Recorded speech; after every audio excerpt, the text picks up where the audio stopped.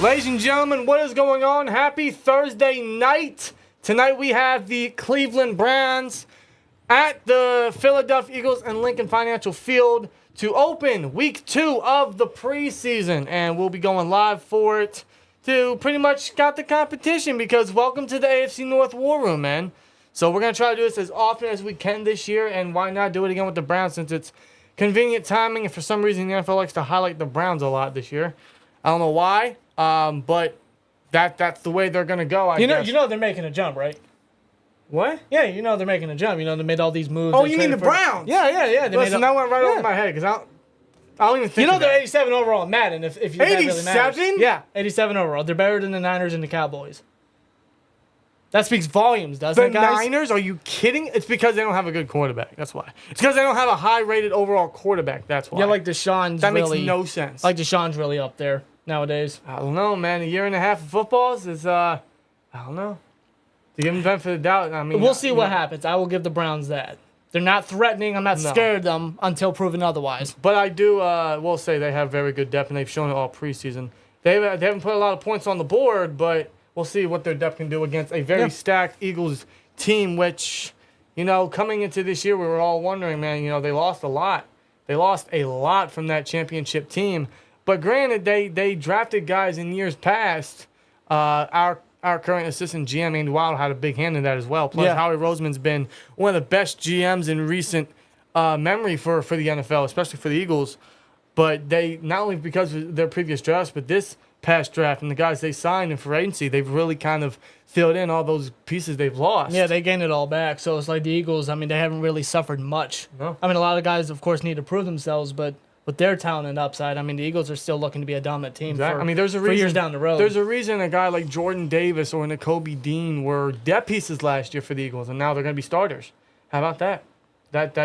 That speaks on how much depth they had last year and who's really going to fill their shoes this year. And they were top picks, top championship mentality, top championship players from the Bulldogs. Honestly, you could say that Georgia, the Bulldogs, could be changing states because it seems like the Eagles and the Steelers are drafting all of the Georgia Bulldogs at this point.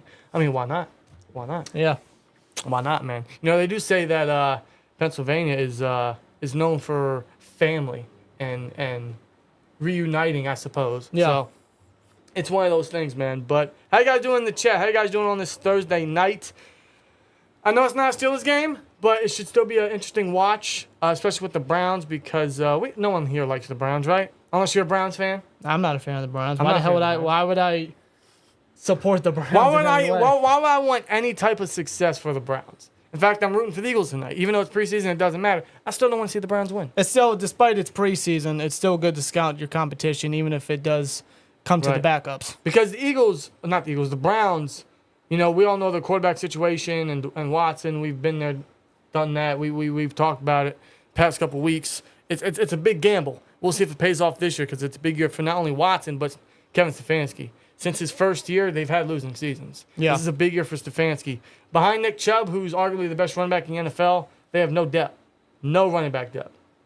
Their receivers are stacked. Their tight ends are stacked. Their O-line stacked. Their D-line stacked. Their secondary is pretty solid. They added Juan Thornhill this past offseason. Yeah, they did. So they still have some pieces. They have a lot of young guys on the defense, so they are a very well-oiled team. They have I don't want to say a complete team, but they have all the pieces they pretty much need. Yeah, that you cannot dispute. I will give the Browns that. They have a talented team. They could really do something. But when it comes to the Cleveland Browns, it's always something with them. They always tend to fail even when they have talented teams. That's why we say the Browns are the Browns. You can't trust them. In fact, we are not threatened by the Browns. And that is some rivalry talk, but generally, I look at the Browns and I think of maybe two players I'm really worried about, which is Nick Chubb. But the way I see it, we've kind of improved our run defense, and they showed it in week 1 of the preseason. Hopefully they do it this Saturday versus the Bills. They're actually facing some of the Bills starters for a little bit, so that's going to be a fun watch. Yeah.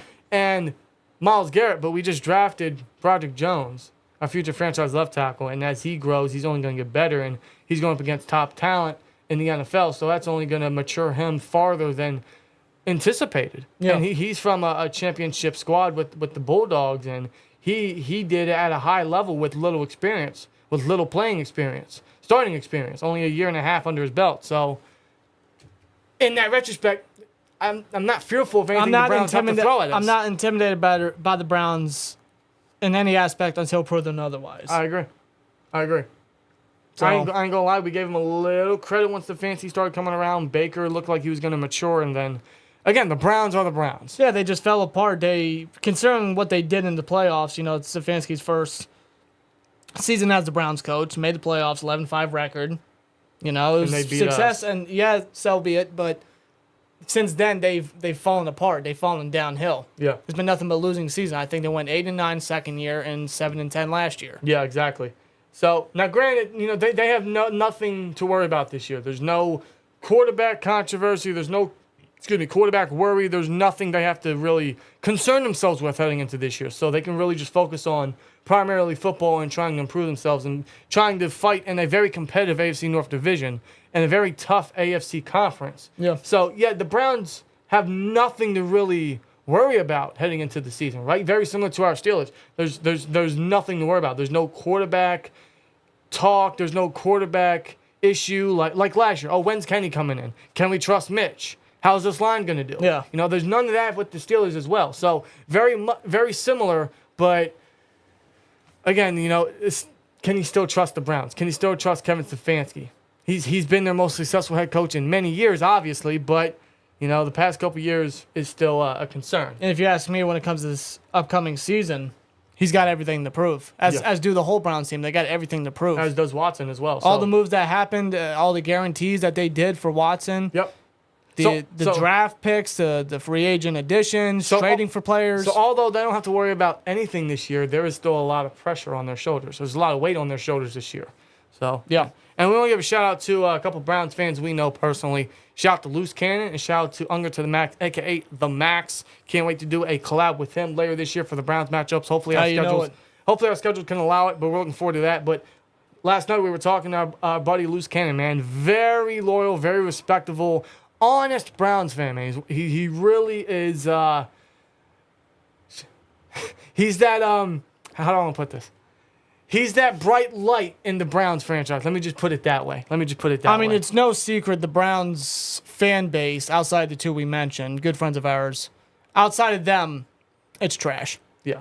The fan base is filled with nothing but trolls, fanboys, delusional fans. I mean, Every fan base has those, of course, even Steelers Nation. Yeah, of course, and it gets a little, I look at some people, especially on social media, I'm like, really, dude? Like, but it's like every year, though, every freaking year, ever since the playoff game, they think they're Super Bowl contenders. They're going to go all the way. This is finally the time where the Browns are going to find success since the Jim Brown days. Yeah, right. But every year, it's just they take a dump, they take a Brown, literally. They take their own team to the Super Bowl. Let's just put it that way. Let's just put it that way. So we are looking forward to our matchups versus the Browns this year. We really are. I'm still going to say that we sweep them this year. Until proven otherwise, yes. Right. Now, we'll see what the Browns do. We'll see what Dorian Thompson-Robinson does. He's looking very good. He's looking like he could take that number 2 job away from Kellen Mond. He's starting over Kellen Mond. That's how much success he's had, right? We'll see what their depth pieces have. Their receivers are playing great. Cedric Tillman, Austin Watkins, guys like that. They're really showing what they can bring to the table. So this is going to be a fun watch. And I'm looking forward to seeing some of the Eagles team because there are questions heading into this year about can they still be that championship caliber team? Can Jalen Hurts duplicate what he did last year? Was last year a fluke? So can he be consistent at the position? Can he prove his worth with the contract they just gave him? And there's actually some former Steelers we're going to be watching tonight. Yeah, there's Miles Jack, who's Eagles recently signed. Actually, a great story with what happened with him. Yeah. And Terrell Edmonds. Yeah. Yeah. 2 members on defense. We still got a little sadness for him leaving the Steelers, honestly. It's weird seeing how we thought of him as a player originally, his first couple years, but slowly he grew into his own right. Right. And he complimented Minka very well. He was so respectful and so dependable, so healthy. Nothing explosive, nothing, crazy or anything like that, but that wasn't his game. No. His game was just simply playing that strong safety role, providing a couple tackles here and there, getting a couple deflections, making sure that Minka can do what Minka can do. While Edmonds did what he did. Right. That was hold down the strong safety position, and he did it very well. But we do have guys to replace him this year, though. Yeah, 2 guys. As long as they stay healthy, we got a very good safety rotation. We got a good safety depth area we can motion around, kind of fill in the loss to Edmonds. So, but I think we're going to be seeing them tonight. So it'll be interesting. This should be a fun little game, man. To kick off week 2 of the preseason, obviously the Bengals play tomorrow. The Steelers play Saturday night, which obviously, as you guys already know, we'll be live for that. The stream's already up. You guys can like it, share it, all that stuff if you guys care to do so. But, we're going to be live for that, and we're looking forward to it. The Bills have announced that they're going to be playing Josh Allen, their starters. Rumors are they're going to play at least a quarter and a half, which is going to be a good test to see how the defense stacks against top competition. Yeah. It's going to be a great peak, honestly. And we could be seeing JPJ, Joey Porter Jr., in his first bit of NFL action ever in the stadium he grew up in.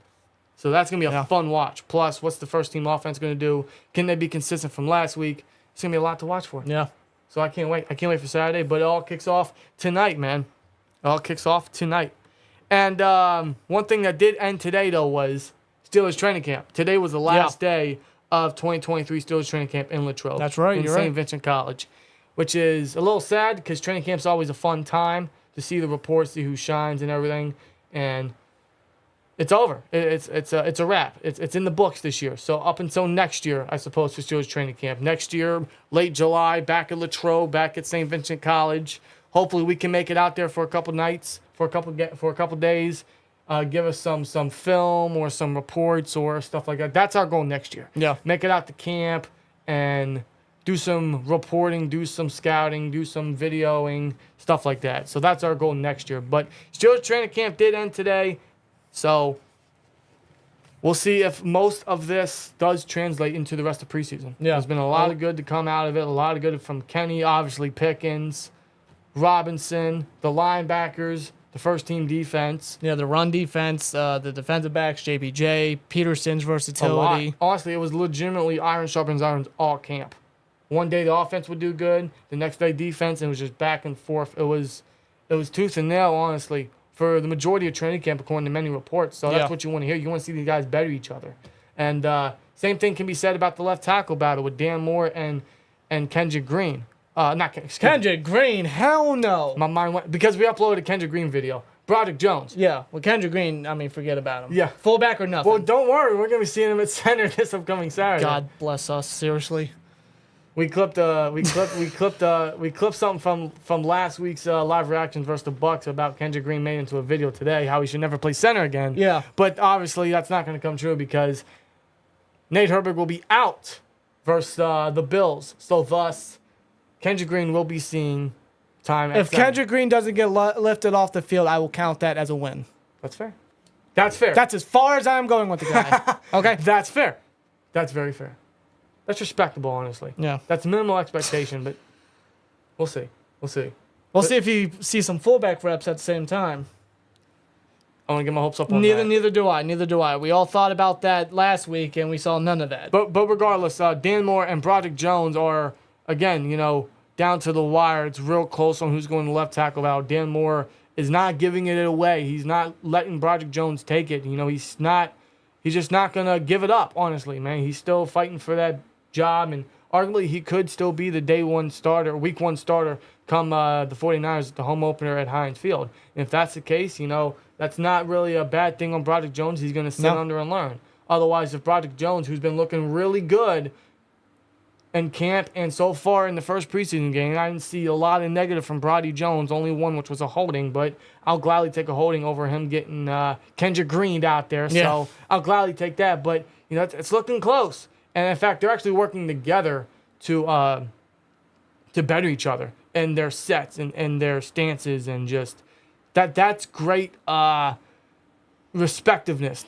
That's great competition, not only for each other, but it goes to show you that these two are fighting for the left tackle battle, but they're bettering each other. Yeah, that's honestly like a championship mentality right there. No, it really is. That's guys that want to not only better themselves, but better this team. Absolutely. There's no selfishness from any of them.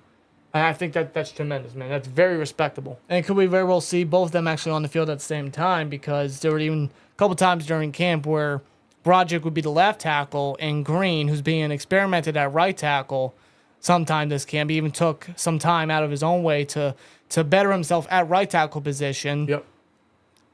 Could we see some of that Saturday? Broderick at left and Moore at right tackle whenever Chooks is done. Potentially. In fact, one thing I've also heard the past couple of days, and he's going to be playing this upcoming Saturday, is Presley Harvin. He's looking very consistent in his punts, but can he do that against actual competition? Can he do that on the actual NFL field? Can he do it on Heinz Field Yes. this Saturday? There's a lot to look forward to when it comes to Saturday. There is. A ton. Even for a preseason game, it don't matter. This is No. what preseason is for. This is what preseason is for. Exactly. It's going to be a fun watch this Saturday, but first we got to get through this Browns-Eagles matchup, which should be starting any minute now. How you guys doing in the chat, man? How you guys doing? I see that Uncle Howdy is in the chat. He says, hey, y'all, and he actually has joined the STN.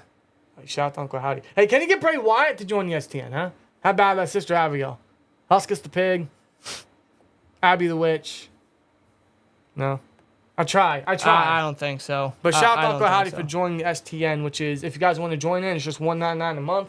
And we just now uploaded new emotes for you guys in the chat. So not only you guys are going to get the same ones as last year, which is the run the ball, the pickings, the picket, the terrible towel, and the touchdown, you're also going to get, finally, we added it, the swear jar. So if we curse and we forget about it, or just for the hell of it, if you want to put swear jar, we'll put a quarter in the swear jar. So we got the swear jar. We got the Blame Canada from South Park. I have a feeling we're going to be using that very frequently. And we have King fucking Khan swear jar. There you go. Yeah. So new emotes for the STN members. And obviously, the more members we get, the more emotes we can put in the chat. So we're going to get like a interception or a Watt or a first down or a defense with the D and the picket fence. So that's the point. What the fuck was that? I just kicked my wire for my laptop. It's all good. We scared the shit out. We good. But yeah, so if you guys want to get in on that, the STN is just $1.99 a month. Plus giveaways are coming to you guys as well. We just did one this past Saturday where we gave away a Patsy signed jersey and a $50 Steelers Pro Shop gift card. That was won by Corey Flores, so congrats to him. Hopefully it got to him by now. As a matter of fact, here he is in the chat. He says, what's good, twins? The package was delivered again. I appreciate y'all. There we go. I appreciate you joining the STN, man. It's the best we can do to give back to you guys, honestly. Yep. And we want to do it as often as we can. In fact, we're already looking for it could be the next giveaway. Whenever that is, we'll keep you guys updated in the community tab, so plus on obvious upcoming live stream. So keep an eye out for that. Keep an ear out for that. As well as, we forgot to do it last week. I'm not going to lie to you. We forgot to promote Yeah, last that's our week. mistake. But this week we ain't forgetting. We ain't forgetting. Guys, the only place you guys should be getting your NFL tickets, your Steelers tickets, is SeatGeek.com, man. Very in-depth on if you're getting a great deal, a good deal, a bad deal. It shows you where you're going to be seated, how it's going to look. It's very in-depth. It's very friendly to you. It's very price-friendly, actually. And the best part, once you go to checkout, you can put SteelTwins at checkout and save $20 off your first SeatGeek purchase. So go to the game and still save some money in the process. So I'm already looking at SeatGeek to see what games we can go to, man. I'm thinking, I don't know, it'd be cold as hell, but it could be the day right before Christmas Eve for that Bengals December matchup. December 23rd, the Bengals game. The 51st anniversary of the Immaculate Reception. You know the injury's going to be high there. Mm-hmm. Right before the holidays. That's the game we're kind of looking at. So I would not mind that. Just got to withstand the cold, but I'm a cold weather guy. I can't stand the heat. I can't stand summer. I'm actually sweating at the moment. So I'll take cold weather over hot weather any day of the week. I agree. 100%. I just love this time. And when it comes to cold weather, all you got to do is continuously bundle up. But the heat, you can't do shit. No. You can't do shit. Swear jar twice. But I agree, man. I love this time of year. I love the spooky weather. I love the cool breeze in the air. I love hoodie season. I love the holidays. I love the football atmosphere. It's the best time. I say it all the time. It's the best time of the year. It really is. It really is, man. It gets me happy, jittery just thinking about it, talking about it, honestly. You know it. My Steelers ceiling is 13.4, floor 9.8. That's reasonable. I'd say the floor for us is like 12.5, and the ceiling is 9.8 because until proven otherwise, until done, we should not expect a losing season from Mike Tomlin. Yeah. But I doubt we repeat 9 and 8 because we are better on paper from knowledge, from the depth aspect. We still have a similar coaching staff, which concerns me, but from a roster aspect, it's much better than last year. It's more stacked than I don't know, since 2020, I would say. Truthfully. Let's see. My son just got engaged to a Pats fan. I'm in mourning. By M. Williams in the chat. Well, congrats. congrats to your son. But to a Pats fan, as long as she's respectable and I don't know, it's a Pats fan. You know, it's kind of hard. It's I can actually, you know what? I don't know, man. That's tough. That's tough. He's a Steelers fan, right? Please tell me he's a Steelers. Please tell me your son's a Steelers fan. Please tell me. Are you guys getting mad at 24? I don't know. I'm not. I don't know. But I'm not getting mad. Only no. because I got 23 last year, and I didn't really play it. And So why would you get 24? frankly, I'm just not into video games no more. Well, what? So let me ask you. I don't have much time to play video games. Let me ask you. Why would you get 24? I don't know. What's the So difference? why would you get it? The only thing good about Madden 24 that I've seen is they finally added that you can add more than 3 trade options for the first time ever in Madden history. For how long could teams trade more than 3 options? But Madden kept it a fucking similar default for for How many 25 years? freaking Yeah. years. Like, I mean, I'm not buying Madden. I mean, it's the same game every year. They don't really enhance the gameplay for the most part. no. They enhance the graphics. Now apparently you can see Patrick Mahomes with his tongue out when he throws the they ball. went into that much detail. But like their priorities, Nothing else. are all over the place. Nothing else. As we look at the Eagles' top 4 picks, which is Jalen Carter, Nolan Smith, Tyler Steen, and Sidney Brown. Obviously, the first 2 are Georgia Bulldogs. And they're going to be, cliche as it sounds, pun fully intended, dogs for the Eagles, man. Seriously. I mean, Jalen Carter, we all saw that clip last week. His first NFL snap. My God. It was, and they got Jordan Davis beside the guy. I mean, that's just filthy, man. Yeah, they do. Hey, shout out to Menard's Maniac, who just became an STN member. So, Hey, Menard, thank you, buddy. shout out to you, man. Appreciate the STN membership. You are now eligible for for all the emotes in the chat. Plus, as the season comes around, you guys will also get early access to videos, which will be previews and other stuff like that. So, you guys will get early access to that as well. And I think because Maniac joined the STN, we can now put more emotes if we decide to, which now my mind's already running Well, wild. I already got one. Defense. There you go. And I mean, like, D with, The picket fence. yes. I know what you mean. Defense. Boom. In fact, I think that'd be great. if you guys have any emote recommendation, definitely put it in the live Put chat. it in the live chat, man, please. They give it to the running back. He makes a guy miss, and he'll get maybe 4 on the ground. That's the first play of the game. The Browns got the ball, by the way. And the running back was, I don't even know who. I don't even know who. Well, because I couldn't see his number. Well, I think that was Carter on the tackle, actually. Was it John Kelly? Did he get the football? Former 41, yes, John Kelly. Okay. John Kelly ran he's it for from, a game of Tennessee. 3. Is he? former Tennessee guy. He was with Josh Dobbs for a couple years. Snap. No, Thompson drops back, throws on a flat route to John Kelly, and he's wrestled down immediately by 42 of the Philadelphia Eagles. I want to say that is, I don't know. You 42. can't just say you don't know. Kavon Wallace. Kayvon Wallace. Wow. Kavon Wallace. Was it Clemson? Former Clemson guy? I think. I think he's from Clemson. I believe. I could be wrong. I swear he was from Clemson. Now, I liked him a lot coming out of college. Same. They go Is he shotgun a here. starter now? Kavon? I don't think he, He is. might be now. I don't know if he is or not. Snap. Thompson backs too far, but shoots and gets a first down to his target. That will be a first down. 3rd down conversion right there. And there's Terrell Edmonds, former Steeler, number 26, on the tackle. I think Anthony Swartz with the reception, the first down reception. As we take a look at DeJuan Jones on the right side. Very good. I mean, he got beat by the speed, but bought Thompson some time. Mm-hmm.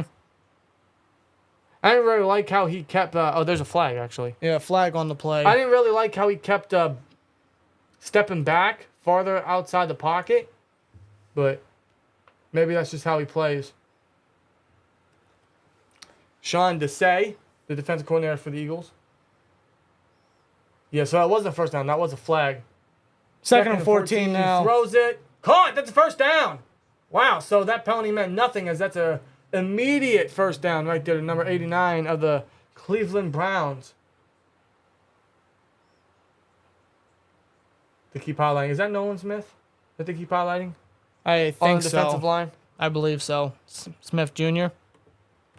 Nolan Smith. Yeah. Probably one of the more electric pass rushers to come into this. Or Smith's number league. 3. Smith is number 3. Yeah, there he is, number 3. Okay, never mind. A play fake. Good chip from the tight end. He throws it. Oh, too high for his receiver. Yeah, throw on the run. It's incomplete to David Bell was the intended target. Little high for Dorian. Or by Dorian. Yeah, see, they're trying to slow down Nolan Smith as much as they can. They had the tight end chip him there. Is he under pressure? I mean, you just got to throw it. He threw it a little too high, but Way too high. I mean, you got Nolan Smith's speed. He's coming right at you. Opening my ghost energy because I'm going to need it watching this Browns team. 2nd and 10 now. Going to shotgun again. Snap. They run a draw. They give it to Kelly, and he will get very little on the run there. Zach Cunningham let him go absolutely nowhere the second they made contact. Nakobe Dean as well. I'm surprised he dropped as far as he did last. I mean, I know there was like health concerns, but no, I think he had a back issue. Yeah. He didn't play at all last year, did he? No, he was a depth piece. He was a depth piece. Or was he depth piece? He was a depth piece. Because he had T.J. Edwards and I know he had a back injury. I don't think he played much of last year. Because he was a depth piece. I don't think completely the whole year. I think he was like, I don't know. I may be wrong on that. Throws. Oh, good catch. Good hands. A little high pass to Anthony Schwartz with the catch, first down. That's the first down, third down conversion there. I mean, you might be right, but I swear they only kept Kaiser and what's his name? T.J. Edwards on the field.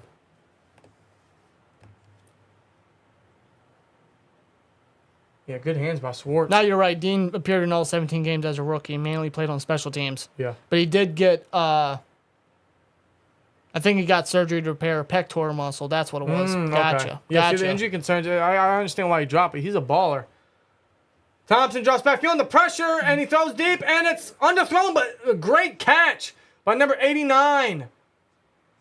What a great catch. Okay, this Thompson, okay, I got to give it to him, man. He's getting gutsy. Number 89 is Cedric Tillman, 3rd-round rookie for the Eagles. Their first pick this year in this draft. He's been turning heads in camp. He makes a great play on an underthrown pass, great body adjustment, good hands. Just concentration on the ball. Edmonds with the tackle. He's going to be nice. I'm liking this Thompson guy. I'm not going to lie to you, man. He's really, he's getting gutsy. Under center. They give it to Kelly.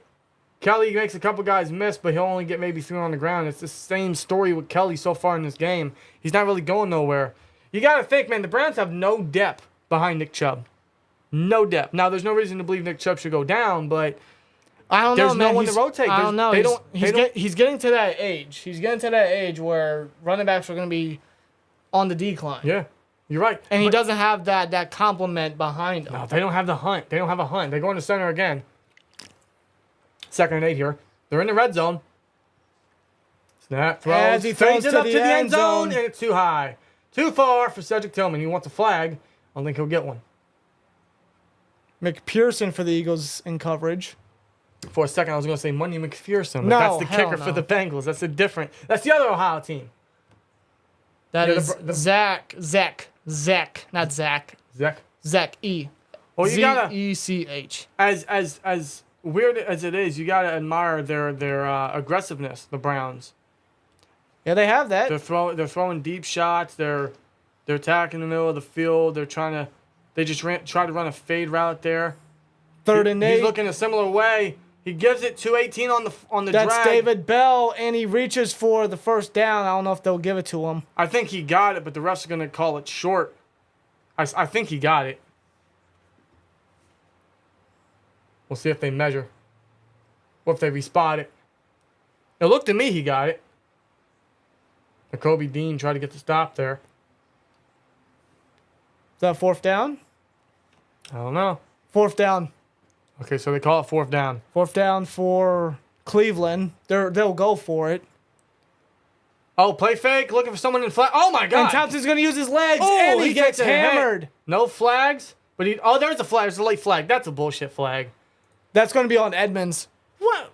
He led with the shoulder. That's going to be on Edmonds. He led with the shoulder. So they use his legs to get the first down. Very good call. I want to see the replay. When did he indicate he was going to slide? Yeah, Kelly tried to get the chip, and it kind of worked. See, look, he indicates he slides there, and Edmonds goes down. It's a clean hit. Nakobe Dean hit him with the shoulder. That's clean.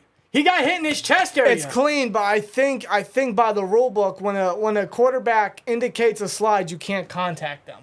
He was already diving at him before he indicated sliding. I know. I agree with you. Just because the quarterback slides automatically doesn't mean that you should just throw the flag. That is if a defender hits a sliding quarterback. Here's the psychology problem with this, okay? You can't...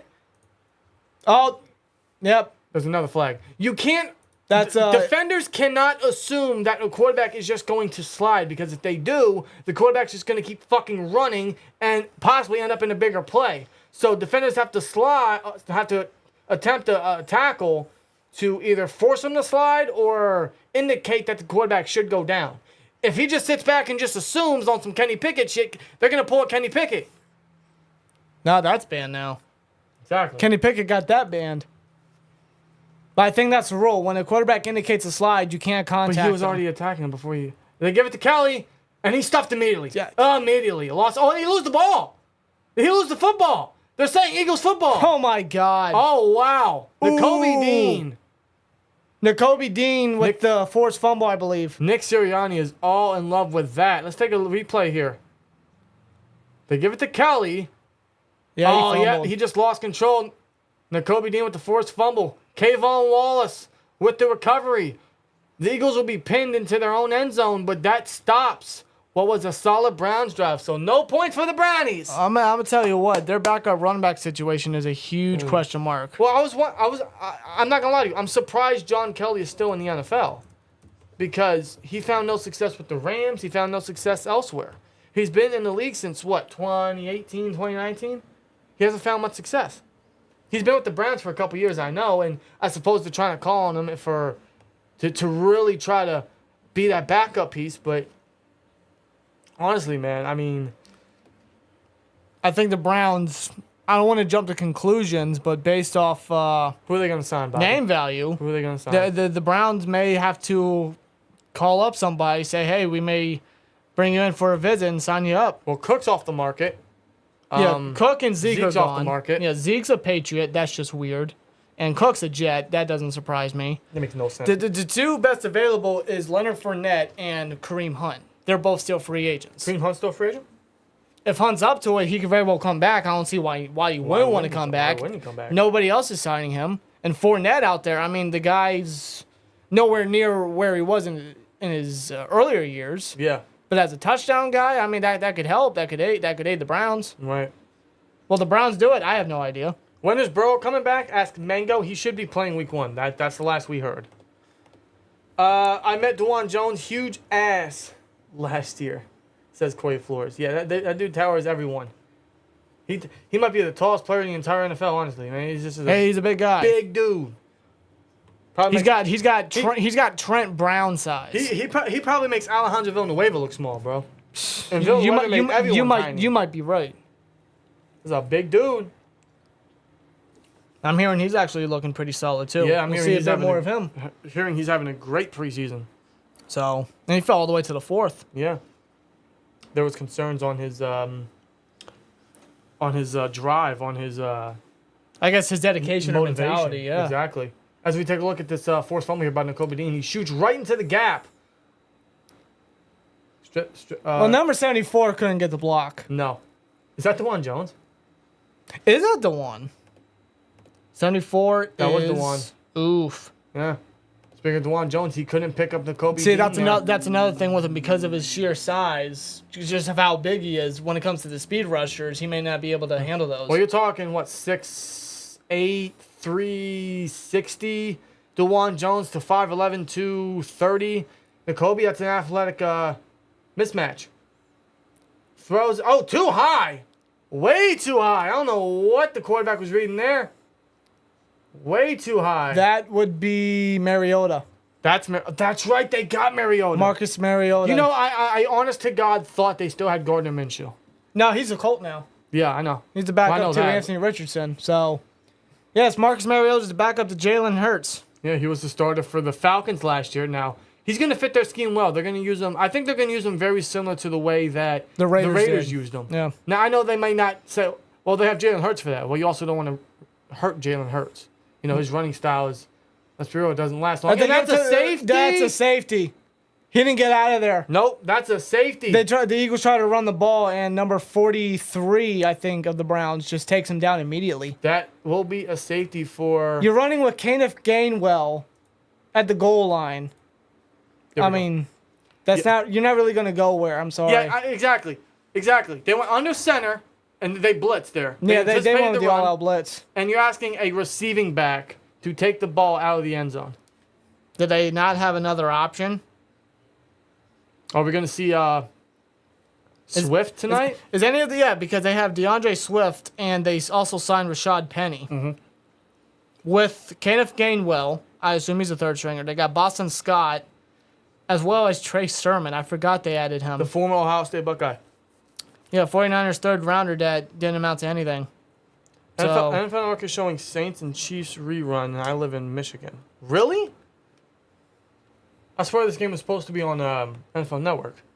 Now, we live in an area where they show all Eagles games, but I swear that they were supposed to broadcast on NFL Network.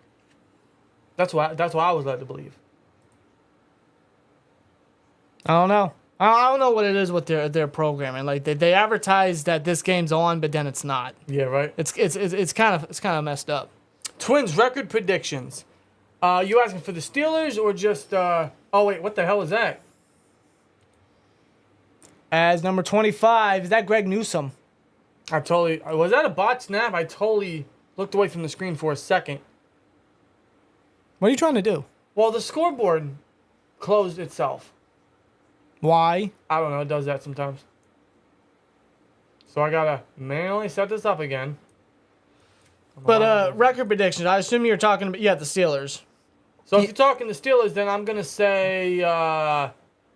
What did I say when it first came out? 11-6. I'm gonna say 10-7. Yeah. I'm gonna say 10-7. Why is this? There we go. Okay. Hopefully everything's still. Can you get it right? Yes. How many sacks will Joey Porter Jr. get on Saturday? None. I don't know. I don't know. Probably nothing, really. It's a wide pass for Anthony Schwartz. I don't know what Thompson or Robinson was looking forward.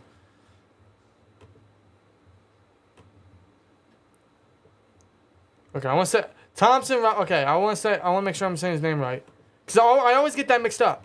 Dorian Thompson-Robinson. Thompson-Robinson. Yeah. Yes. Yeah, you can watch the game on NFL Plus on the minimum trial, I suppose. Play fake. Throws it. Oh, good adjustment by Schwartz, but was that in bounds? That definitely could have been a better throw. Good. Third down. Incomplete. Oh, they called it incomplete. Good effort, though. There's a flag. Yeah. Yeah, they went with a little play fake there in the draw.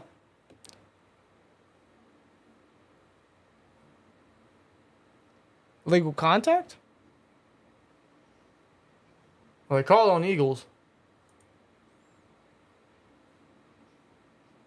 Still third down. Did they? No, I think they called on Cleveland. They put in Cleveland's way. Oh, was it Cleveland? Yeah.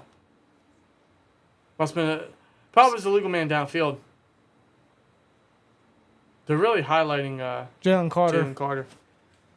No denying the man's freaking play on the field. Never was. Top 5 in NFL record and team stats, and number 1 in AFC North, says Peabody. As they run the ball, the Browns do with number 25.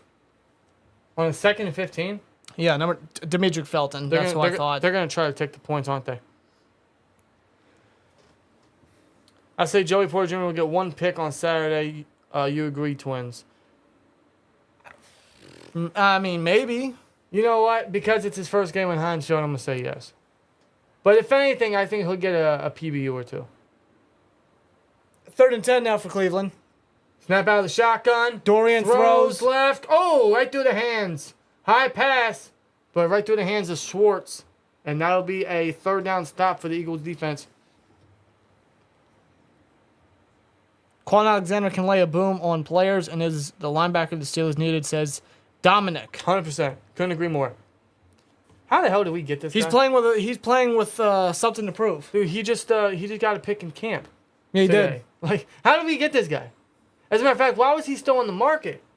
We always knew he was good. The question was, can he stay healthy? Well, the Browns punt, and it's a good That's a good punt. Good hang time. Decent and return. taken down near the 30. Decent return there. By number 13. Was that the former Falcon receiver? You might be right. What was his first name? Zadeus. Former Falcon receiver. Yeah. Olamide. Yeah, he's mid, all right. Well, yeah. Olamide Zakitis. Zakitis. I think it's Zakitis. Yeah, whatever. I can't pronounce names. Okay. Nonetheless, the Eagles get the ball back. We'll see what they can do. I wonder how much longer, what's his name's going to play? Mariota. I don't think they're just going to take him off after one drive. Right. He literally threw one pass, and then it was just a safety. Yeah. So, I think they'll play him a good bit. Because the backups behind him is Ian Book and Tanner McGee. So. Ian Book? Yes. Yeah, who remembers him? Oof. 4th round selection in 2021 by the Saints. That didn't turn out well. And Tanner McGee, I think he went undrafted. Wasn't he out of Stanford? McGee? You might be right. Or was he a selection? No, he was a 6th round selection. My bad. Oh, they dropped him in the 6th round? Yeah. I'm surprised by that. Yeah, I mean, at least last year they had a decent backup quarterback, but now it seems like, I don't know. Mariota's one of those guys where it's like, He's like Mitch. He's like, Mariota has capabilities. I was actually surprised that he was the starter for how long as he was. Yeah. He's got capabilities, but I do agree. He's got that, inconsistency to him. He always did. He's always had that. Twins, what do you think of the Pens getting Eric Carlson a few weeks ago? It's a tremendous addition. What a hell of a trade. It's a big trade. Great trade. Big trade. Much needed, man. Getting the reigning defensive player of the year in the NHL. Arguably the best, man. It's what was needed, right? The Pens desperately needed to boost on defense. And that's a big boost. Turn him with a tang, probably get him on the first line. That's deadly, bro. Now, Eagles got ball 1st and 10. You already know the Pens are all in on a championship, man.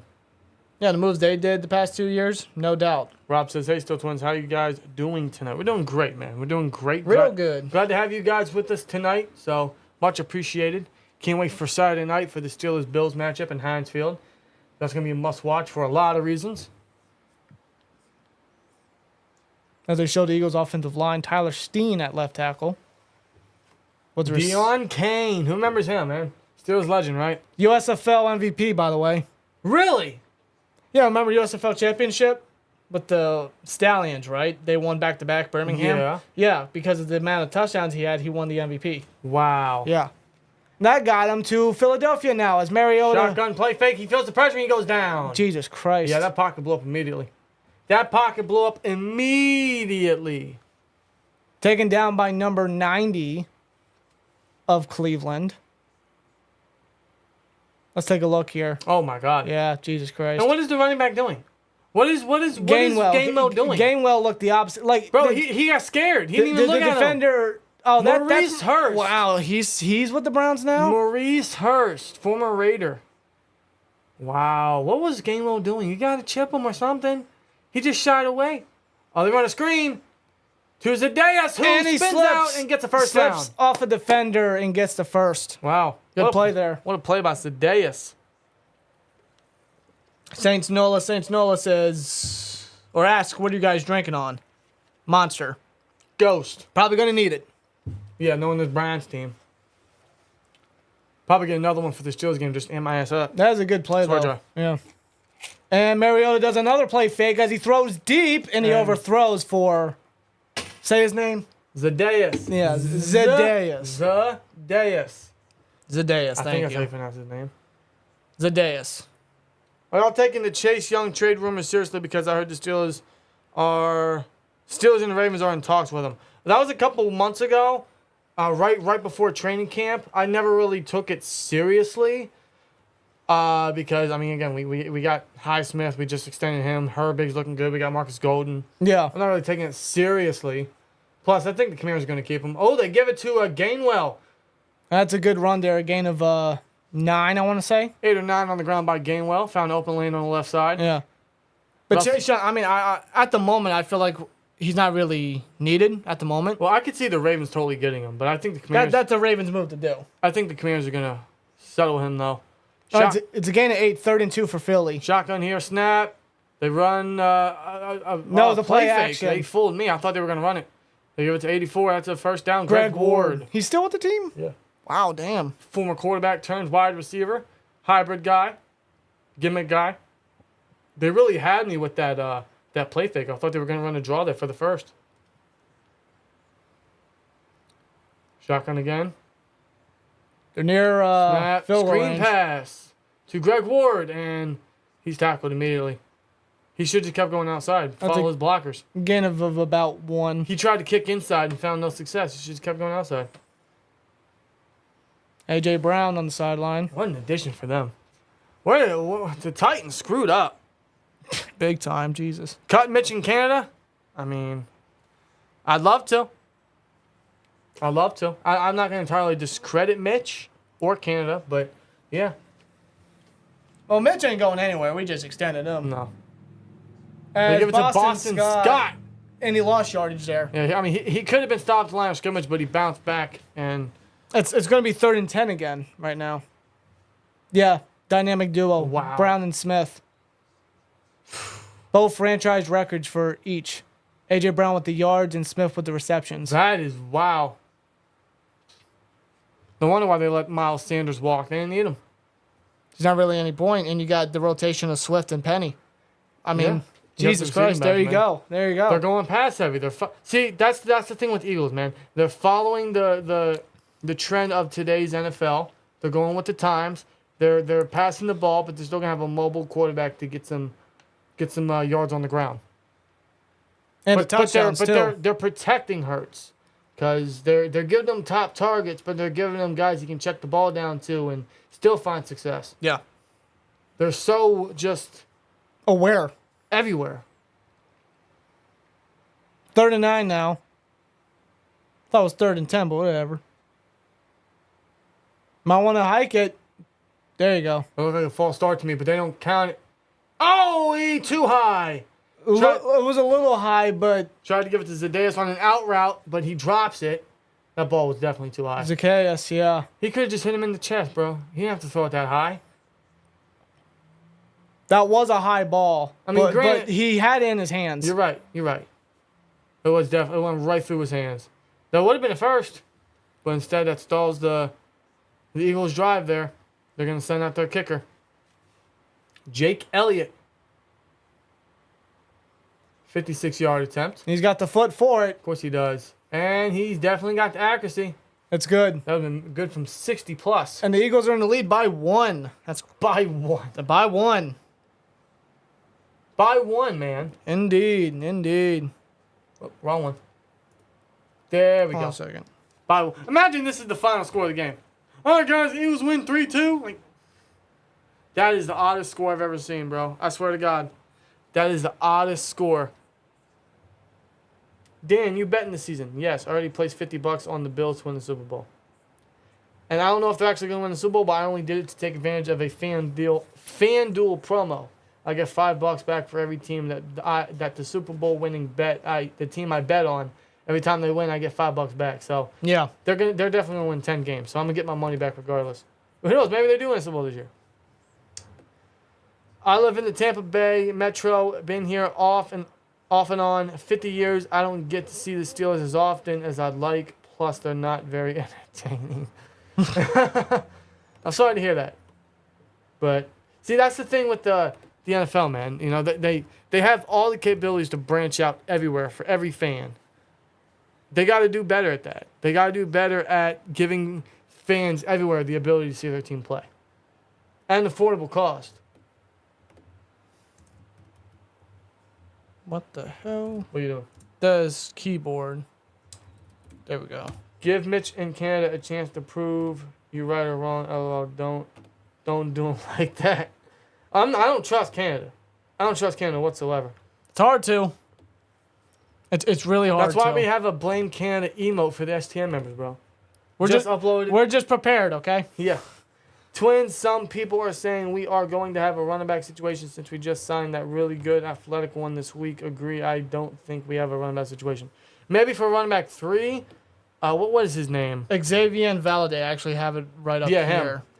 Yeah, from what I've seen, from what I've heard, I've seen some highlight clips. He's shifty. At the college level, I mean, he produced a lot at Wyoming. Then he transferred to Arizona State and still had a breakout year. In fact, there were a lot of Texans fans very hype on this guy, but obviously they had other team needs, so they let him go. Thus, we signed him. Now, anything could happen. I remember during the COVID year, there was no preseason, but Ray McLeod came in 2 weeks right before camp ended and took the job from Switzer, the return job from Switzer. So anything could happen. I know McFarland's been under the system for a couple years, and he's really, really providing too. Yeah. So I'm excited. It's possible. I'm excited to see him. Maybe does enough to maybe not get a roster spot, but a practice squad spot. I know we got Darius Higgins and not Le'Veon Bell, but maybe he can bring something more electric to the ground game. It's Greg Bell. Not Le'Veon Bell. I'm going to keep calling him that. For play-by-play, I'm going to keep calling him that. Greg Bell. Anyway. Austin Watkins will return this. Makes a guy miss. Oh, wow. He's shifty against some yards Gets up past there. the 30. That's a good run there by... Is that Keely Ringo? Number 37? There's a flag on the play. That might be taken back.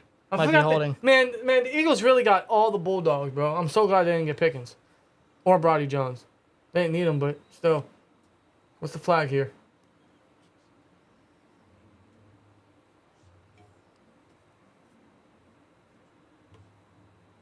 What's the flag? Come on.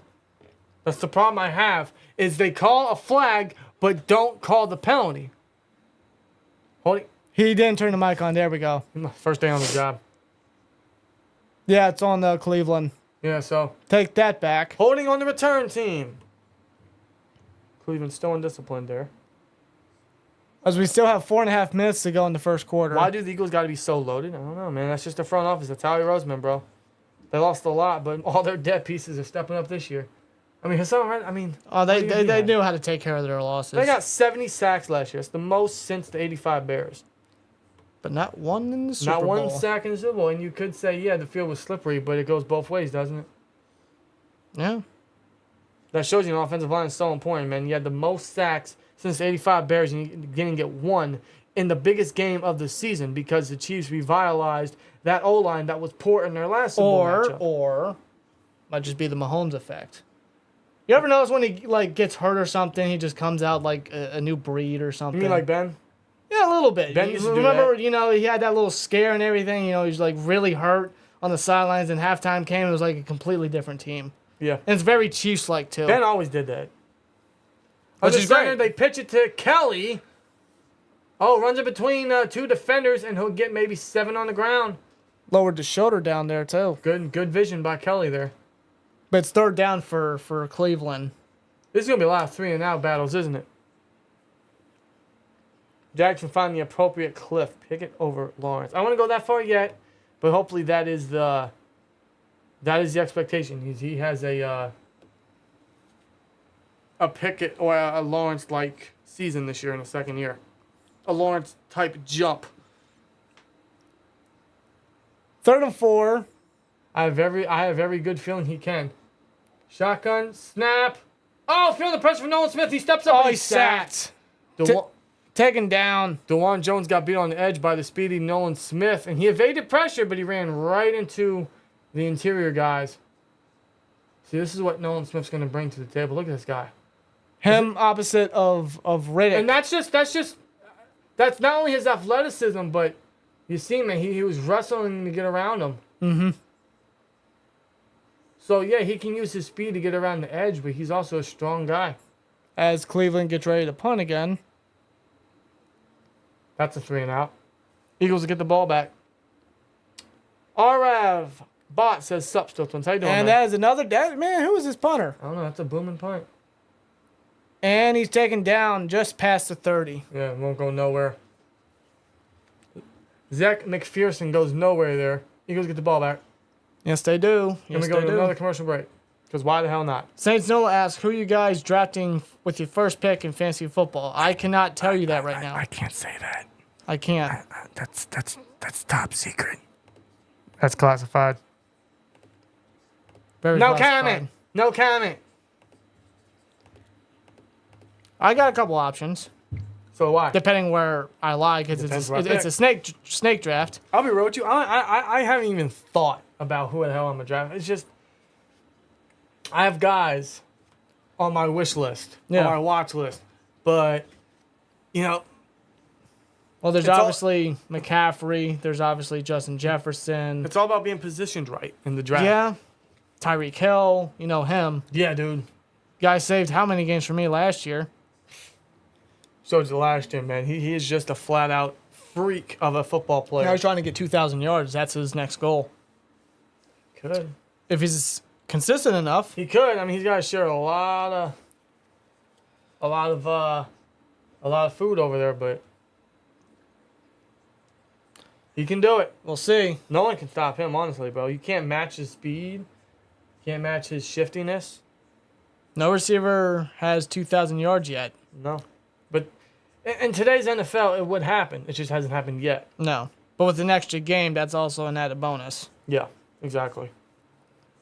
John asks, what is up, boys? How are yins doing? We're good, doing man. great, man. Peabody says, all right, Twins of Chat, I'm out to work. Y'all stay safe and keep it easy. Peabody, man, appreciate the time you were here. Have a good one, brother. Yeah, stay safe. Take it easy, man. Don't work too hard. Go live on your drafts. Huh? You know what? We might. We've thought about it. I think it'd be fun. It'd be fun. See, but then at that point, you know, people in our Discord league is gonna be trying to view who the hell we're looking at, and Yeah, we don't want that. no, we don't want that. That'd be because last time we did that, right? We had people just scouting who the hell we're gonna pick, and then they took all our picks, and I raged like no tomorrow. Yeah. I used to get. Who was heated. one player that I took from you last year that you were like so eager and pissed about? Who was it? Was it Jamar? Chase? Yeah. Maybe. Who'd you have last year? I had Jamar. See, I had like 3 different leagues. You know, it was different, but I know I had Tyreek Hill. I had Jamar Chase. I'm trying to remember what running backs I had. I had Eckler in one of them. Najee in one of them. Tight ends, I did have Kittle, but he was hurt. And that really pissed me off because when Kittle wasn't playing, Yeah. I didn't have anybody. I did have Kelsey in one, and he was big. He was big for me. It might have been one of the tight ends. So The Eagles just tried to pull the Eagles just tried to pull a screen and it was bad in the air, so no success. Second down coming up. Is this a baseball score or what? I know, right? This is the oddest score I've ever seen in football ever. 3-2. Only thing that's ever been done before. it's like a Pirates game here, if we're lucky enough. Yeah, right. As give the us- Eagles and the run it, draw, and he gets shiftiness. through the D-line, number 23 of Philly. Wow. That is Rashad Penny, the former Seahawk first-round pick. Wow, man. He got skinny there. Good draw from the Eagles there. Look at his protection. And Penny Watch how Penny just gets skinny. Wow. Good sees a shifting. hole and runs right through it. Good shiftiness to get some extra yards after contact. Snap, Mariota drops back. Clean pocket, looks, throws left, and It's way too over. high. You should have just dumped it to Penny. He was there. Miscommunication. He takes a hit. Targeted 86. I'm not impressed by Mariota right now. No. Not impressed at all. Number 86 was Jaden Hasselwood. Who's that? Undrafted Oh! rookie, I think. Yeah, out of Arkansas. I was in 2 different leagues last year and came in second in both. That is crushing, Matthew. Yeah, Jesus. That is crushing. I'll never forget. Shout out to Josh K in the Discord chat. Oh, it's a good story. First of all, snap, Mariota drops back, throws middle of the field. Too high. It's Almost- intercepted? Is that picked off? Too high for 81. He was open in the middle of the field. Are they going to rule that a pick? Dude, I think they will. Mariota, not improved. What a terrible game. Or are they ruling that incomplete? Because no. Regardless, how do you miss 81 wide open? Is this picked off? I don't see the ball touch yet. Oh, did it there? No, that's clean. That's an I interception. don't think, no. Number 33. Ronnie Hickman. That should be an interception. Ronnie Hickman. Let's take a look at this view. He Buckeye. gets his hands right under it. I don't ever see the ball touch the turf. That's an interception. I don't think we really see it at all. Here's a better. Oh, where's the tip of the ball? I think it's clean. I don't know if it touched. I don't think you can tell there. It's clean to me. Mariota's just having a terrible fucking game right now. Swear jar. But yeah, so in one league, right, a couple years ago, it was the Seahawks and 49ers to close the game at, and Russell Wilson's last couple of years. It was that one play where Drake Greenlaw stopped the tight end, whatever his name, I forget his name. He stopped the tight end literally an inch shy of the goal line, which would have given the Seahawks the win. And what year was that? It was a couple years ago. I don't know exactly what year. They run a screen pass with Demetric Felton. And oh, God. That's a loss of 5. I don't know what he was doing.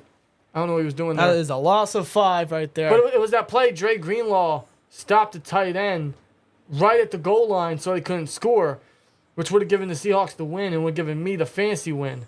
Well, I had that tight end on my fantasy team, and because he didn't score, I lost. Wasn't it 1 point too? I was that fucking close. 1 point and 1 yard. So Josh K won in the matchup. I was so mad. Christian Ellis for Philly made the tackle. 2nd and 14 now. Okay. They go empty here. They throw it. Oh, caught. Yeah, caught. Yeah, that's caught. Man, he threw a dart on that one, too. Yeah, he did. Looked a little out of range a little bit, but Austin Watkins with the catch. 3rd and short coming up as we wind down the final seconds of the first quarter. 35 seconds here. They're going to try to get a play off. They have to because play clock's winding down. 3rd and 2. Let's see if they can get a first. They might just run a draw here, get the first, and just close out this quarter. They go shotgun here. They run a draw. No, they run a read option. Yeah. No, they do run a draw. Demetric Felton spins out of a tackle. He gets the first. He's still on his feet. Oh, wow. Dorian Thompson-Robinson not afraid to get physical. Okay, yeah, they fooled me. I thought they went the read option, but they do give it a draw. They faked them. Oh, yeah, he spun out like he said. Thompson getting physical, getting a block on, was that Edmonds? Yeah, he pushed getting a block on Edmonds. Clean spin. Flag. There's a flag. On Cleveland. God, man, anytime they get some sort of big play, something's got to be brought back. So, repeat 3rd down. Oof. That was a clean play that will never exist. And I think that was on Thompson. What was the penalty? He hit him in the helmet? Was that the penalty? It was here. It was there. Oh, was that it? He got I don't know what the penalty was, but I didn't see nothing there. I saw nothing there. I don't know about that, but that would be the end of the first quarter. I'll close the first quarter. Let me change the quarter for you folks. As we go to commercial. Yeah, this is it here on Edmonds. Oh, it's that, I forget what it's called. Blindside block? Yeah. I think that's what they gave us. I mean, he didn't have to do that. I can appreciate the effort of Thompson, though. I can respect that. Yeah. I really can. Did y'all hear about Alex Collins? Yes. That's terrible. Such a young age. Such a solid running back for a couple years. And I remember 2 games specifically of Collins. It was against us, the Sunday night game. It was the first game after Shazier went down against the Ravens, and Collins was just torching us. Yep. Like, he was just running all over us. I seriously thought we were not going to win that game, but the Steelers somehow managed to escape with a win. And another game was the Seahawks game just 2 years ago when Geno Smith was the quarterback. Sunday night, and Collins was still the second half. The start of the second half, he was just running up the middle all over us again. Right. I don't know what it was, but Collins always had our number with our rush defense. And I always thought that Collins was a very capable running back. Not in every down guy, not in every game starter, but just a capable fill-in guy that can be perfect in rotations. He always deserved a job somewhere in the NFL, a role on an offense. Yeah. He was a very complimentary running back for any offense. But yeah, to hear about that's terrible. That's very sad. He was just coming off a USFL season. Yeah. I don't remember what team he was, but 28 years old. 2 young men in a tragic motorcycle accident. That's terrible. That's unfortunate, man. May he rest in peace. Prime Hines Ward or Prime AB and Y? AB. Prime AB. Why? Because I've never seen a wide receiver so dominant in my life. so That's dominant, why. consistent, work ethic, just everything. And the reason I say that is because I was too young to see T.O. I was too young to see Randy Moss. I wasn't even born for Jerry Rice. Yeah. In fact, I barely knew how to read towards the final years of Jerry Rice when he was with the Raiders. I didn't see 2007 Randy Moss. I didn't see T.O. with the Eagles, right? Or with the Cowboys or the Niners, right? I saw every fucking second of Antonio Brown, and it was glorious. It was phenomenal football. I mean, Hines Ward, there's no doubt he's a legendary Steeler. That's my guy. He was always dependable when it came to blocking, receiving. Everything you asked him to do, Ward was right there to do it. Arguably the best Steelers wide receiver of all time. But Antonio Brown was just aesthetically, he was just... If I had to pick on who's the best Steelers receiver of all time, and I'm being real here, it is Antonio Brown. And I have to be, bro. As far as his work ethic goes, his consistency, his dominance, a guy of his size to play that dominant and consistent on the outside is rare to see and rare to find for a 6th-rounder. Yeah, dude. It's I ain't never seen a receiver It's insane. I ain't never seen a wide receiver work so hard and be so dominant in his career. It was a good time, a fun time, and every time I talk about it, every time I think back to it, it's a fucking shame. And it's just after 2018, it's just he could still be wrecking the league right now. He could still be the #1 wide receiver in the NFL. If Julio right now. could still be in the league, if D-Hop could still be in the league, AB, no doubt about it, could still be in the league. No question. He always topped those guys. Always. But Eagles lose a couple yards. I'm sorry, not Eagles. Browns lose a couple yards. Eagles make a stop, but that's a flag. For some reason, the scoreboard keeps going away. Yeah, it keeps closing out on me. It's easy to step back up, but it's just fucking frustrating for Swidger. You guys hear the blindside move was blindside movie? Yeah, the whole thing with Michael Oher. Yeah, what crazy stuff. What the hell? He was never legally adopted. Never legally adopted. But, Nolan Smith is feeling hurt coming off the sideline. He's probably done for the day. As we take a look. Yeah, horse collar. That was horse collar and Anthony Schwartz. Did he land hard? He must have. Oh, his elbow. Oh, his elbow. Oh, yeah. And he slammed hard on his elbow. And his body slid and his elbow slid with the turf. Yeah, so like imagine everything here. The shoulder blade and everything. I'm not a doctor, but imagine all that just you're going this way. You're going this way and it's just reverting back. It's just ow. That don't look good. Nah, he's done for the day. Another flag. This was on infraction defense. Good Lord Almighty. Another flag. Flag century every damn game. Yeah, right? How much potential do y'all think Kenny Pickett has? Can he be up there with Joe and Patrick and Hurts? Ask Carson. That's a great question. That is definitely the hope, especially with him being a first-round selection. That is the desire. That is the expectation. He was the only first-round quarterback of his class, which was a weak class. But this upcoming season, I'm not going to go that far yet. No. All we want is what we saw from Trevor Lawrence last year. Yeah. A snap. Thompson steps up. Oh, gets skinny. He slips out of a defender's grasp, and another one. And he gets close to the first down marker. It'll be 3rd and 2 coming up. We got 7 or 8 on the ground there. Wow. Showing his elusiveness. It was very evident in UCLA. So he felt the pressure. Yeah, slips out of one defender. Got Ellis, just couldn't bring him down. Good shiftiness. But overall, the potential for Kenny Pickett, I think, is truly sky high. Yeah. We all hope he could be one of the best in the league. That's the expectation. That's the desire. That's the want. Thompson throws short, and that'll be incomplete. That's Keely Ringo in coverage. Keely Ringo. There's a flag. Could that be PI? I mean, he was kind of all over him on that one. Is that going to be holding on James Hudson? Which one is it going to be? Offense. On the offense. So regardless, they're going to replay 3rd down. They're going to just decline that.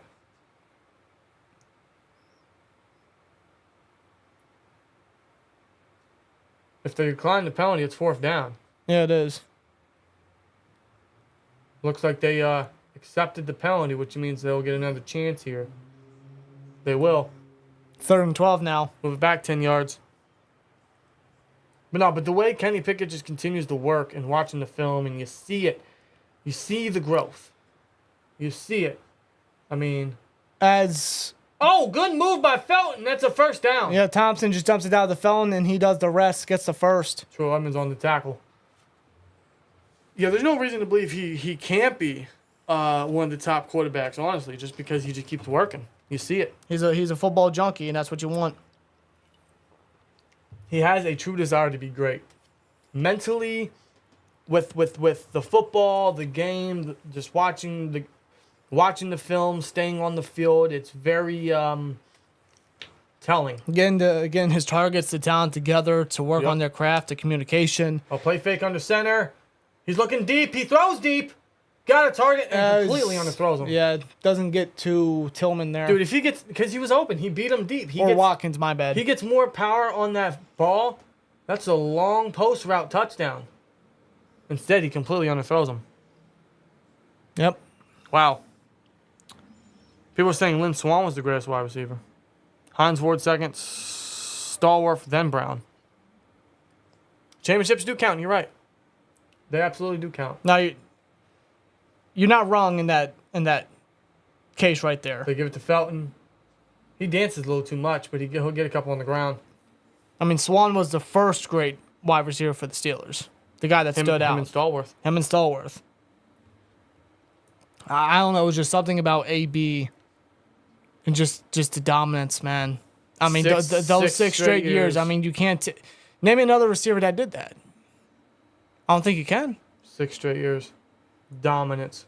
I mean, NR88 says if you take AB's last 16 games, he still went for almost 1,100 yards and 9 touchdowns. It's a shame what happened. That's wow. Oh, they run a blitz here, but they run a quick. It's up in the air. It's up in the air. No, he dropped that's an interception. He dropped it. How do you drop that? Bro, Number 97 dropped the easy pick. How do you drop that? It's bad in the air. Tight coverage. Come on, bro. Slips right through the hands. Did they get Nelson Aguilar back there? Tight coverage and a good deflection by the defensive back. Come on, Street. Yeah, just can't haul it in. Come on, Street. I don't know how. How do you not catch that, bro? That's an interception.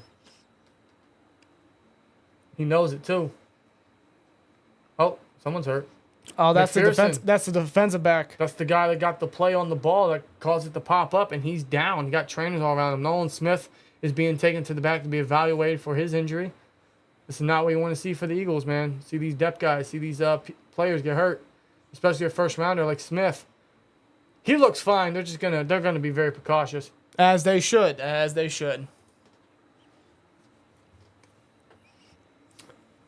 Jack Ham most underrated in my opinion. Absolutely.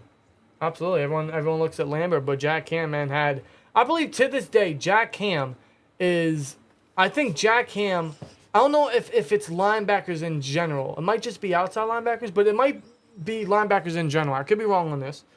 But Jack Ham, if he's not number one, he's up there with the most turnovers forced by a linebacker. I think it might be right there. in NFL history. I think it might be right there. I mean, I'll look up the stats now, but it was astonishing. And Ham came before Lambert. Lambert was 74. Yep. I think Ham was, I want to say 71. 71. Yeah. A couple years right before Lambert. Yep. Let me see here. He had 32 interceptions, but I think he had 21 forced fumbles. Yeah. His 53 takeaways are the most in NFL history by a non-defensive back. Yeah.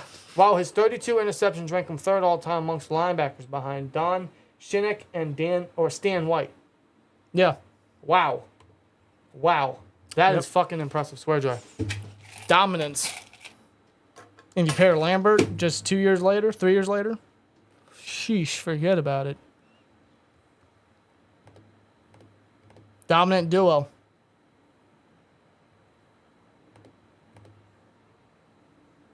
Anything going on Twitter X?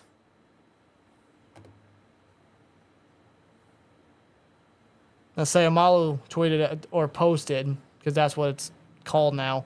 Ready for my first game at home. Be sure to be loud Steelers Nation. He's going to be right across the state. Went from one end to the other. How about that? Yeah, man. Say Amalu. So, him Bobby, and Daniels, bro. I know, dude. They're going to be one of the best guard duos. And that's what happens when you invest as much as you did into the line. Mm-hmm. I want you to take a good look at that stadium, Bobby. Take a good look at that stadium. Lincoln Financial Field. Do you think we'll be in it come March or April, whenever it is? Well, based on the ticket prices, I have no idea. Well, as McPherson's getting carted off, that's not good. Oh, shoot. That is not good. He's having a solid game. Almost caused the interception there. It'll be 4th and 6. Now the Browns are going to punt. Yeah, you think we're going to go to WrestleMania in Lincoln Financial Field? It's the closest we've ever been to a WrestleMania. You're not wrong there, but if I'm going to be real, I mean, I prefer just to sit at home. No, I feel you. But you always got to go to WrestleMania. What a punt, but they can't That's a retrieve it. touchback. That's a touchback, yeah. That will be a touchback. And I understand, you know, And you got to go to a WrestleMania. It's a great experience. You know, I've heard it. I don't deny it. Yeah, Andy Russell was a great compliment to all three of those guys. Can't forget him either. He's the forgotten name in that. Yeah, number 34. On that front seven. He was there before Cowher. Yeah. Because I remember reading 2 books. Dan Rooney mentioned it was another Steelers book. Steelers Dynasty or something. Russell even mentions that when Noel came in, he came in with a mindset that you had to prove yourself, which is the right mindset. Russell was one of those. Because, you know, it was full of veterans and aging folks and stuff like that. Noel pretty much said, if you prove yourself, you're on the team. If you don't, you're out of here. Russell was one of the very few That's how it should be. that proved themselves, and he stuck around during that time. It's actually pretty cool. Yeah, being drafted in the 16th round in 63, before coming back in 66. Yep. Winning 2 Super Bowls with us. Yep. There we go. Wagner, Blunt, Shell. Yeah. Dude, that still current defense was stacked, bro. Stacked. They all complemented each other. If Joe Green was double teamed, LSU Greenwood, all the others could just feed off him. You're running inside blitz. Good luck, because you got Jack Ham with no front teeth running at you. What are you going to do? I mean, good luck.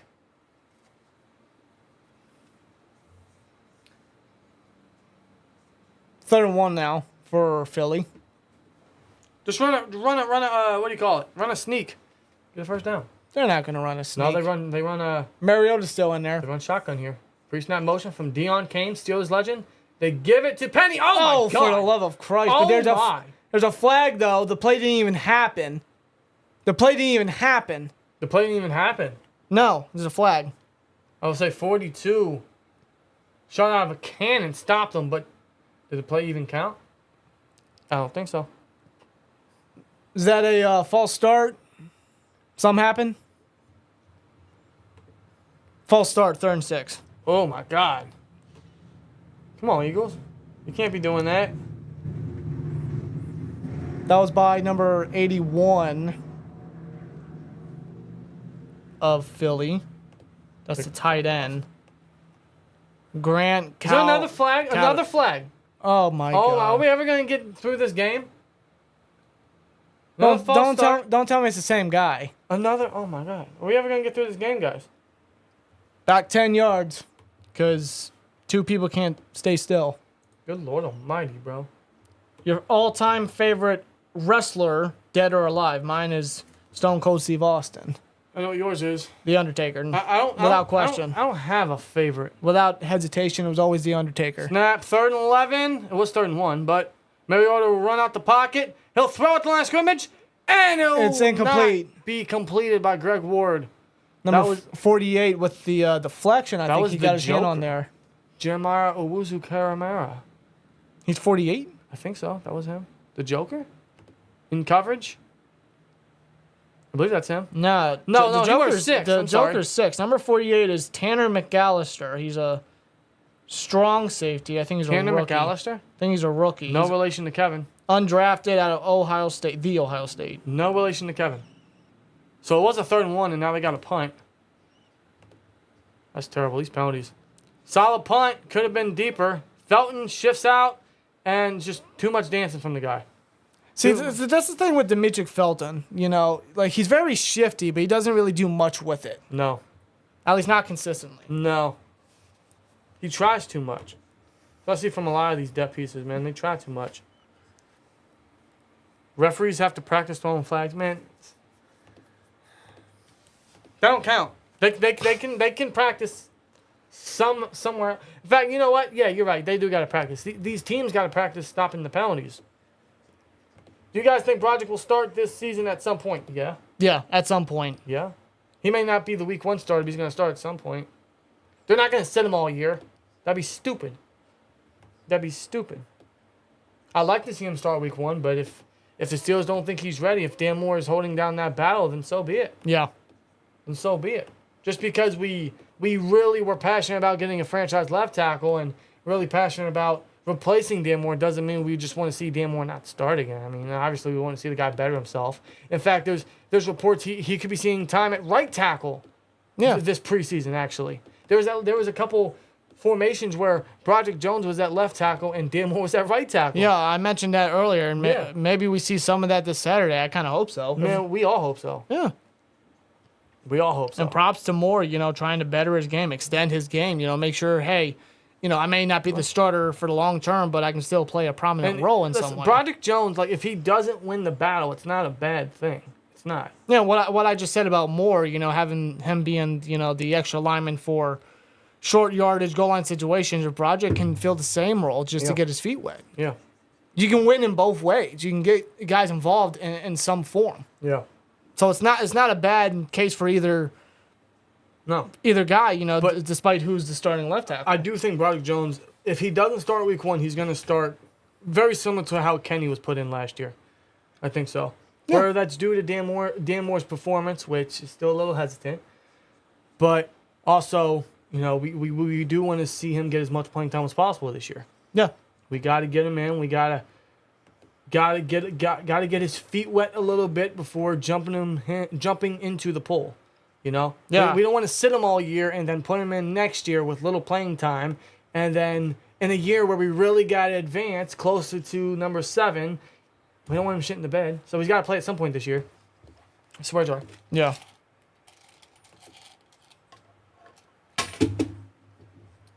A part of me does think Broderick Jones will win the week 1 starting job, though, because he's looking really good. Really good. In fact, he's already betting himself from his first days in camp, where he made his early mistakes. He's betting on that. Yeah. Against the competition in camp. They give it to Felton, I think. He'll get maybe 3 on the ground. Not a lot of big run plays from these teams tonight because, first of all, most of them are receiving backs. Second, these guys' defensive line depth is pretty strong. Yeah. Y'all saw Yinzer make season predictions. Oh, Sermon. Yeah, I think he changed. I think that's his new YouTube name. Oh, I'm sorry. Yes. Yeah. I thought he meant to say makes, with the E. Yeah. Yeah, of course. Yinzer Max Sports. Yes. I think that's how it's pronounced. Yeah, Max Sports. Yeah. Those are his initials for his name. Yeah. M-A-K. So if you know... Makes sense. Because we're friends with him on Facebook. We know him a little personally, so we know his name. We're not going to say here, but those are the initials of his actual name. That makes sense. Yinzer Max Sports, which is it's a cool name, actually. It's very catchy. And we can just call him, Mac for short. I mean, it's really cool. Well, it's... He actually made a good video about how he thinks Mason should be the backup and not Mitch. Well, Thompson throws middle field. Good catch. Oh. Austin Watkins. Strong hands from the guy. That was a bullet. And he was still able to catch it.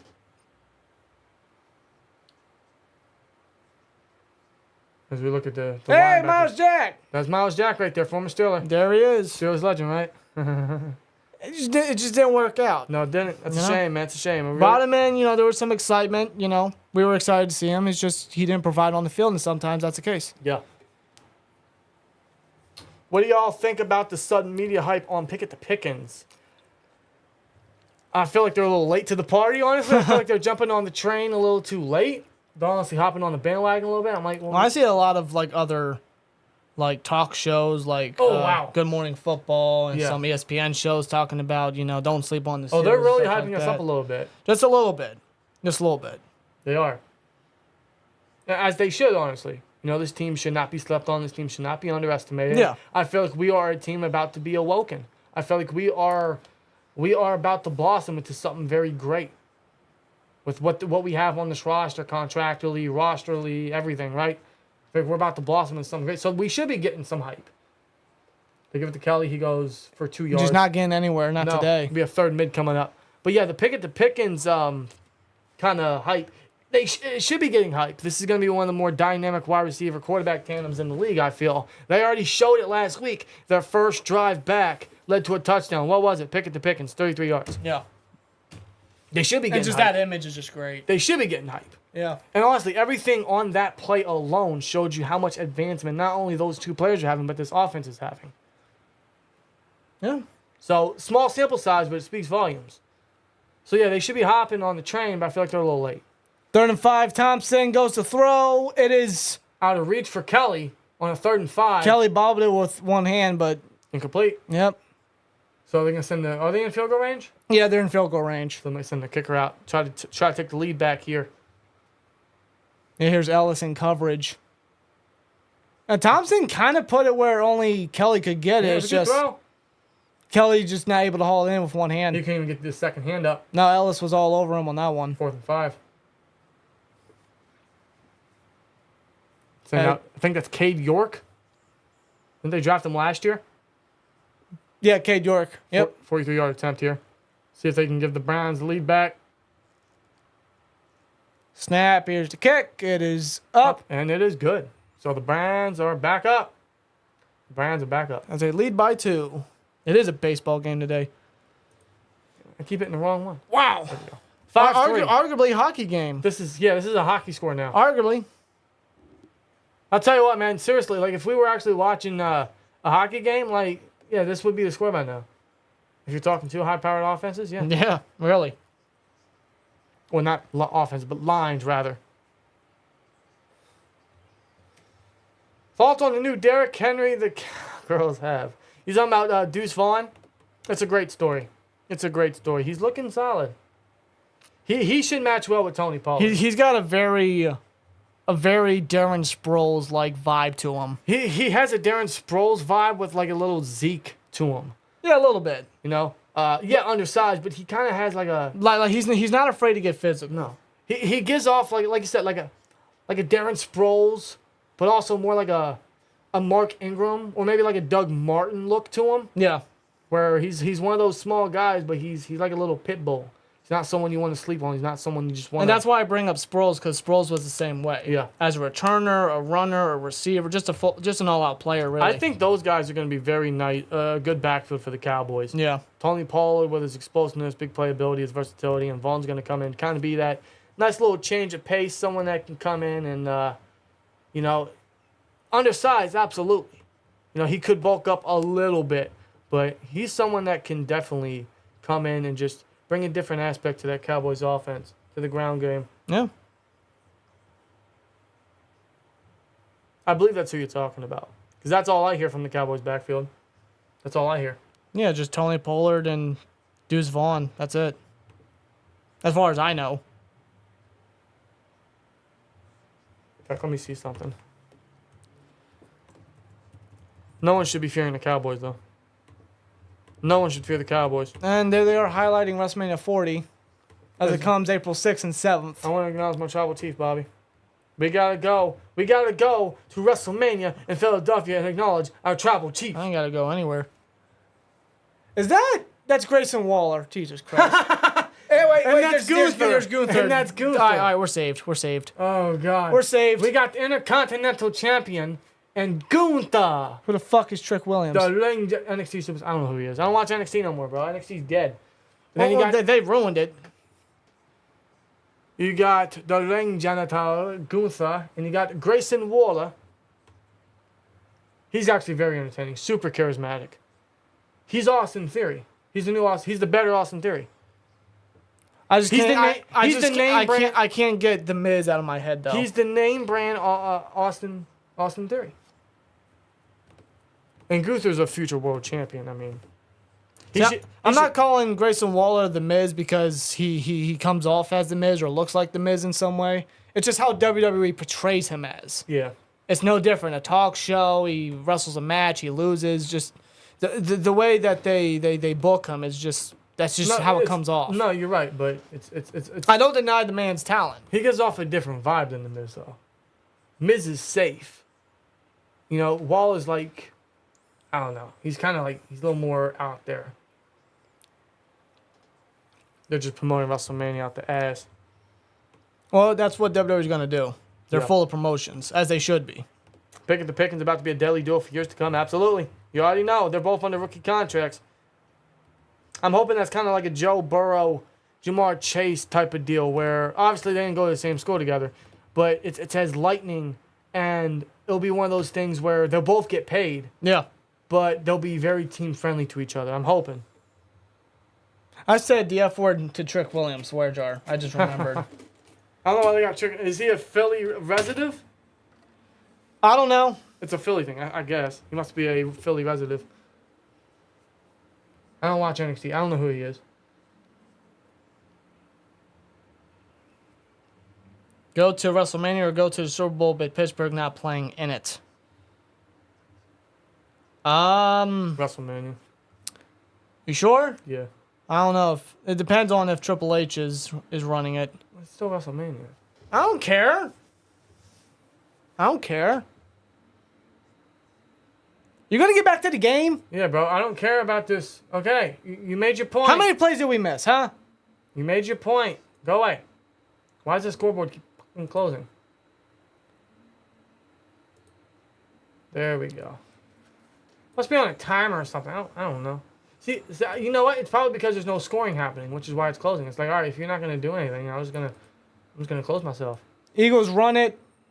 And it's a gain of about 5 with Trey Sermon. Trey Sermon, the former Ohio State Buckeye, he had one good year.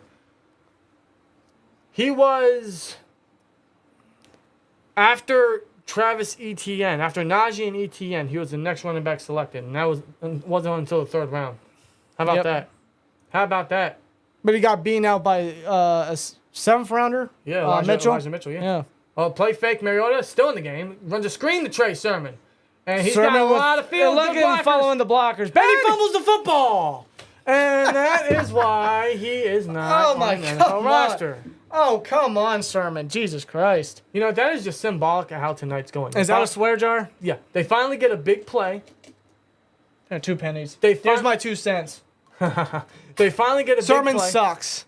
They finally get a big play, and they fumble it. It's either a penalty or a fumble. You can't have either. Wow. Come on. Wow. Protect that ball. Who are your all-time favorite Steelers beside Hines Ward? Troy.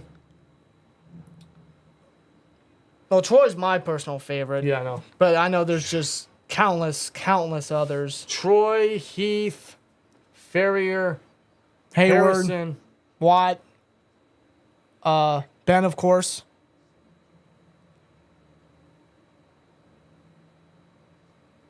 Yeah, see, he's like very pissed off. He's very disappointed. Yeah. Eesh. Poor guy. That's all I can say. My favorite was Mel Blount. That's a great one. That is a great one. Having Bush off the team is surprisingly refreshing. Yeah, it's surprising for the linebacker room. My God. All our linebackers bring more intensity than Bush can combine. Caught up in number 86, and he's got 4 Eagles on him before finally going down. Yep. Just inching for more yardage. Jalen Hurts right there just trying to talk to him. See, that's the leader. Yeah. That's the leader he is, man. Trying to give Sermon a little motivation. A little bounce back pep talk, I guess. Greg Lloyd, absolutely. Rich Watt, what do you think? Derek. Armand Watts, of course, come on. He's looking good, by the way. Shotgun here. They still got Thompson Robinson. 3rd and 4. Now, if they were to not convert here, they could send Cade York out for the long kick. They run a blitz. He has protection. He throws right sideline. Oh, what a catch by Austin Watkins. Yo. What the fuck was Keely Ringo doing? What a hell of an adjustment by Austin Watkins, number 80, who's having a tremendous camp. Oh, good move. Yeah, he got that step on. What is Ringo doing? He kind of got that step on. What is Ringo doing? Ringo literally looked at the ball. He looked back. Did he not find the football? And that's why he dropped in the draft. Ringo's still raw, and we knew that. Dude, we knew that. That could have been an interception. He could have easily made a play. I guess he couldn't find the football. Wow, man. That's a rough play. Oof. Swear jar. Under center. Give it to 30. Oh, he makes a couple guys miss. Oh, my God. And he's just short of the touchdown marker, but he gets the first. What a hard run. By number 30 of the Browns, he's down at the 1. You got to think they're just going to sneak it here, right? That is Hassan Hall with the run there. Very strong one, but there's a flag. As always, there's a flag. You got to think this is on the Browns. This will be taken back. Holding offense, so take her back. God, this depth of the Browns, man, they cannot hold. They can't not commit a penalty to save their lives.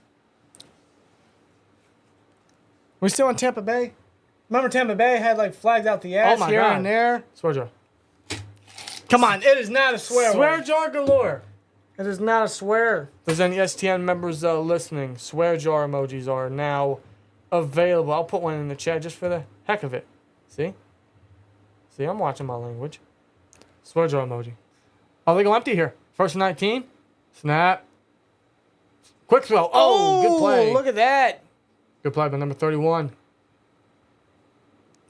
Try to throw it short. Maybe get some yak yardage. That was not allowed, but number 31. Good play. Incomplete. A real good play right there. Second 19 coming up.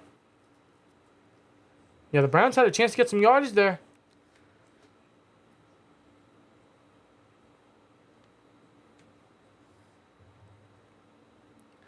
James Harrison, I'm suffering dementia.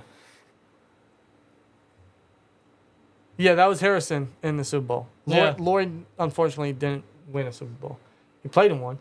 Oh, he has all time to throw. He throws it, and it's off the hands of Hassan Hall.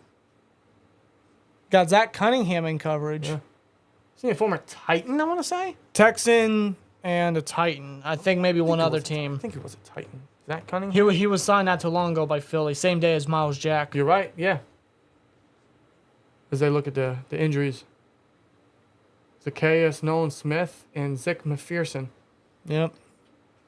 Nolan Smith looks, he'll be all right.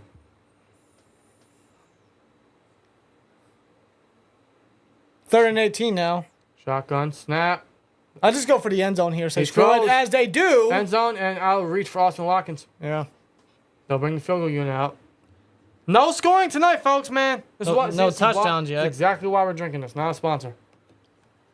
Yeah, as we got 2:32 left in the second quarter, we're going to need some energy for the second half. When we get like the third and fourth stringers. Yeah, right. Like, oh, my goodness. Yeah, eesh. Once we get Tanner McGee in here and everything. Yeah, this is not a sponsor, but what is SeatGeek. SeatGeek.com is the place you should be getting all your NFL tickets, all your event tickets, all your Steelers tickets, and the game you're looking forward to. If you want to go to the Steelers-Bills game this Saturday at Heinz Field, you can do that. Just purchase your tickets at SeatGeek.com. And the best part, at checkout, SteelTwins at checkout for $20 off your first SeatGeek purchase as the Browns add 3 to their lead. So it's 8-3 right now, yeah. So if you guys are interested in that, definitely check out SeatGeek.com. Again, code SteelTwins at checkout. Save $20 off your first SeatGeek purchase. If you guys want to go to the Bills game, the Niners game, the Browns game, even if you want to go to the Raiders game in Vegas, you want to go to the Rams game in LA, the Seahawks game in Seattle. You can definitely do so and save yourself some money in the process. You want to go to Atlanta for the last preseason game, if you're in the Atlanta area, boom. Tickets as low as $3. I'm not even playing with you. You can go to the Steelers game for $3 plus tax and everything. Plus, I believe SeatGeek actually covers all tickets, no extra cost. I could be wrong on that, but I believe that's the case. I know with other sites you have to use you have to pay for insurance fees, but yeah, I think SeatGeek covers that. I don't know if it's just in case of emergencies or just in case like the event gets canceled. Otherwise, I'm not sure. Yeah, this score is terrible. 8-3. Yeah, we're watching a baseball game, bro. I want to say the score. I want to say 8 is the The Braves, the Atlanta Braves. That's what I'm tracking it off of because the Braves are the best team in the baseball league right now. Are they? Yeah. They got like over 70 wins at the moment. Wow, I'm and 3, I want to say, is the Pirates on a good day. They had a hot start. On a good day. Now they have over 60 losses. Probably have over 70 at the end of the year. There was a time where they were first place, and that was like 4 months ago. Yeah. As they break down with Rashad Penny, see his vision here. Wide open gap on the right side. Not a lot of run success from these teams, but Penny, man, he's looking like he's gonna be a solid depth addition. He's one of those guys that can actually run it on the ground for the Eagles. They don't have a lot of that, but he's one of those guys. That's why he was brought in. If he could have stayed healthy in Seattle, he would have been a fine piece. That should be a false start, but they don't call it. Mariota throws middle of the field. Oh, it's caught. Greg Ward, but there's a flag.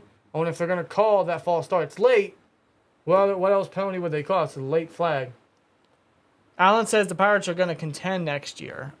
Well, once they get O'Neal back. Yeah.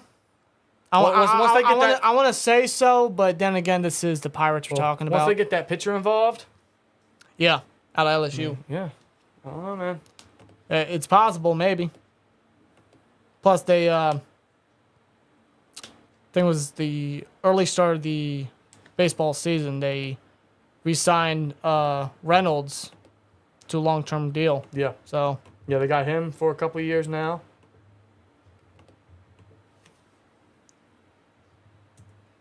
Matter of fact, speaking of him, Paul Skeens will start for us again on August 20th. So there you go. Yeah.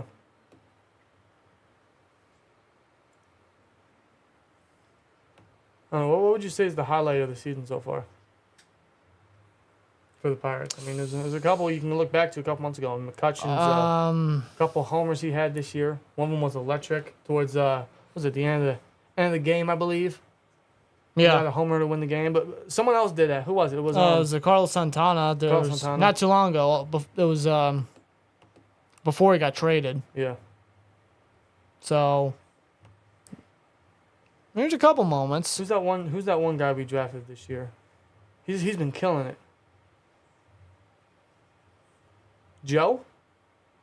Connor Joe, I think? Maybe. Was it him? Or was it someone else I'm thinking of? Bay? Maybe it's Bay. Yeah, it's Bay. It's Bay. That's what I'm thinking What was his name? G1 Bay? Yeah. Yeah, he's nice. He's nice.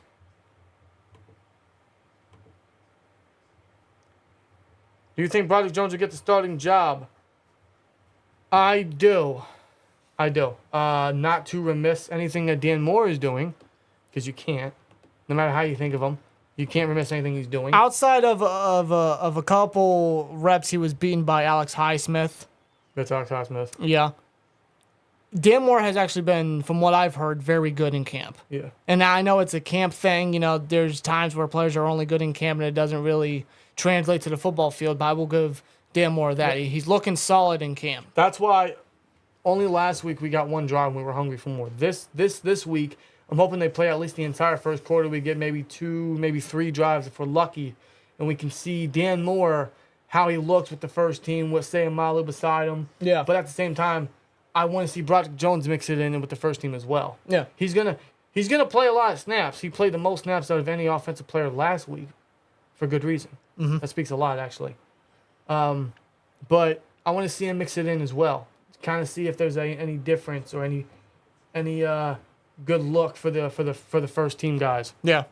So I'm hoping that's the case. Now we got 2 more preseason games left to do. We got the Bills game Saturday, and next Thursday is the Falcons. Yep. So they could definitely rotate in the first with Broderick and Dan Moore. Should be interesting what they do right there. There could be some reps where they have, again, they could have Broderick at left tackle and Dan Moore at right tackle. Yep. You know, get them both on the field at the same time. We do want to see that. We should see that. Now, I will predict real quick right here. I do think Dan Moore keeps the job or wins the job, but I don't think he's going to keep it for the whole season. Right. Maybe. No, he's not. I want to say maybe by the bye week or even after the bye week, depending on how Moore plays. I think that's when Broderick will step in. Right. And get that job. I think the Steelers will be just too impressed with Broderick Jones and his progression, not only in camp but in preseason. that they might throw him in early. They could do that. I don't That's know. very possible. These next 2 games is going to speak volumes, man. But again, even if Broderick doesn't win it, it's not a big deal because the guy's still learning. He's still developing. There's no rush to put him in. That should be a false start. And it will be. Yep. Now, that right tackle is getting jumpy. Was it a tight end? One of the guys on the right side. Yeah, they throw a flag on the tight end. I noticed that last play, and they didn't call it. Driscoll. Jack Driscoll? Number 63. Yeah, Jack Driscoll. Yeah, he's getting too jumpy. Falcons game on NFL Network Thursday night. Yeah, that's next Thursday. That's next Thursday. That's 1 week from tonight. Snap. Play fake. Throws. Caught. Oh, wow, that guy's fast. That's Deion Kane. Former Steeler legend. No, That's it's not not. Deion Kane. No, Deion Kane, if anyone wants to know, Deion Kane, he's 39. 30 ill. 39. Oh, that's that Cleveland kid they got. Yeah, him. I forgot they got him. Been hearing about his explosiveness in camp. Tyree Cleveland. Yeah, that guy. Shout out to Chisel Adonis. He's trying to use them dreadlock powers, but he got nowhere. He got nowhere. It's kind of hard when you go short. Well, that's the majority of this game. That's how it's going to be, yeah. Are we gonna get a touchdown here? 3rd and 11. There's Siaki Ika. Siaki Ika, number 62 in the middle of the Browns. That's just such a dirty pick. I'll give the Browns that. They got 2 big boys. But they're showing Ika blitz. and Jones. Oh, they do blitz. Oh, he steps up in the pocket. Mariota. Oh, I can't escape. No. That's a sack. Cannot escape. Mariota getting shaken today. Mariota, man, they got to get him out of there. That's a sack right there by the Browns. They show blitz, and they absolutely run blitz. Remember? Unless the Browns get one more drive this quarter, I think Mariota's done. Yeah. For the day. Number 48 off the right side, or left side, excuse me. That's a sack. Wow.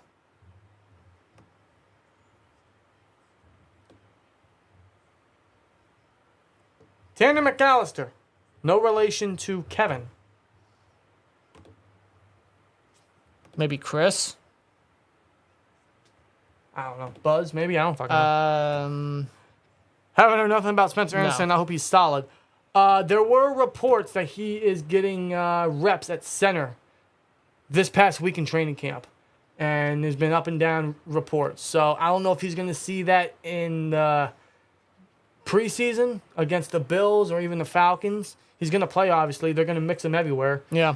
In fact, I also heard that camp sleeper Dylan Cook, who's looking like he could actually take a second team right tackle spot. He might take it over LaRaven Clark. I have heard that he's been boosted up in the depth chart, and Clark is actually with the 3rd team now. Yeah. Cook's with the 2nd team. Yeah, and also Dylan Cook was seeing time at left guard, so we could see that, and we could put Spencer Anderson at center this upcoming Saturday night.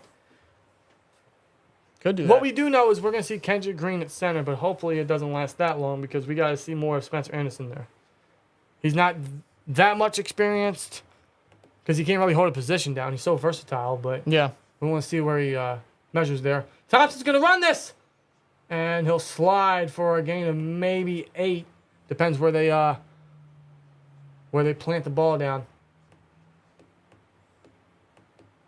Clock is running. They're going to see if they can get a score here. Well, they have 1 timeout remaining. You might want to take 2 timeouts off for Cleveland. Didn't really pay attention to that by Cleveland. That's our fault. And Thompson. Clean pocket, throws, middle field. Too short. Too short. His throws they've been too short tonight. Mariota's been too high. He's been too short.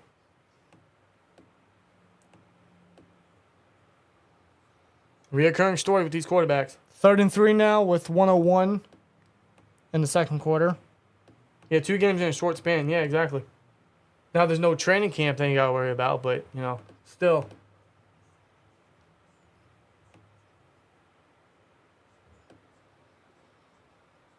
Three preseason games. That's all you get unless you get the Hall of Fame game. Snap. Rolls left. Tries to evade. Pressure from 59. He just says, fuck it. Swear jar, and it's incomplete. That's what he did. He just said, "Oh fuck it, he got to catch it." Yeah, somehow. the pressure by Robinson, number 59 of Philly. Wow.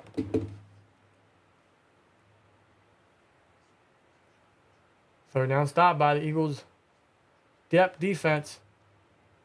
We'll see if the Browns can get back on the field here and try to improve their score.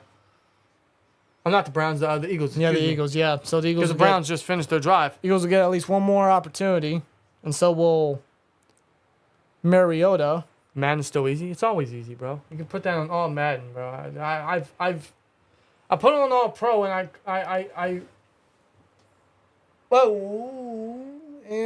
I got used to that in like a week, and I put it on all Madden, and it's just they don't make it. I mean, you can use game sliders, but you shouldn't have to. Shouldn't have to. Is JPJ and Keone Benton healthy for the Bills game? The answer is yes. Yeah, they should be. Yes. As far as we know, everyone came out healthy today in camp, except Larry Ogunjobi. He had a boot the past couple of days, not today, but he will not play on Saturday, which is a little concerning, seeing how he does have those concerns and we just extended him. But I think that might be more of just a precautionary issue, which means more reps for Leal, more reps for Benton, more reps for Loudenmilk, more reps for Fioku and Watts. That's a good opportunity for them. Big opportunity. But he won't be playing, Ogunjobi, but Benton and JPJ will be. Yep. Tomlin pretty much said, any and all that's healthy is playing. Yeah. Now, I know he said that last week when we had some starters out, but I think we're going to see some first-team guys on the defense. Hopefully not for too long.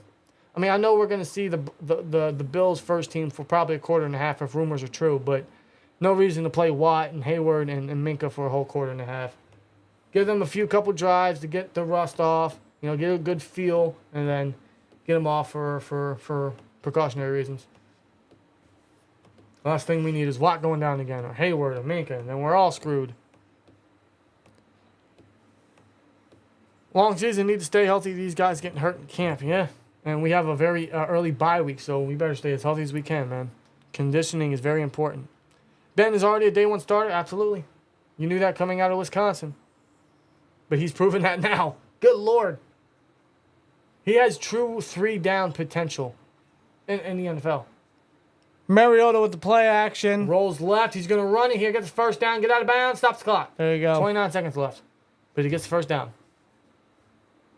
Eagles got 2 timeouts left. 29 seconds to go. 2 timeouts. Yeah, you're right.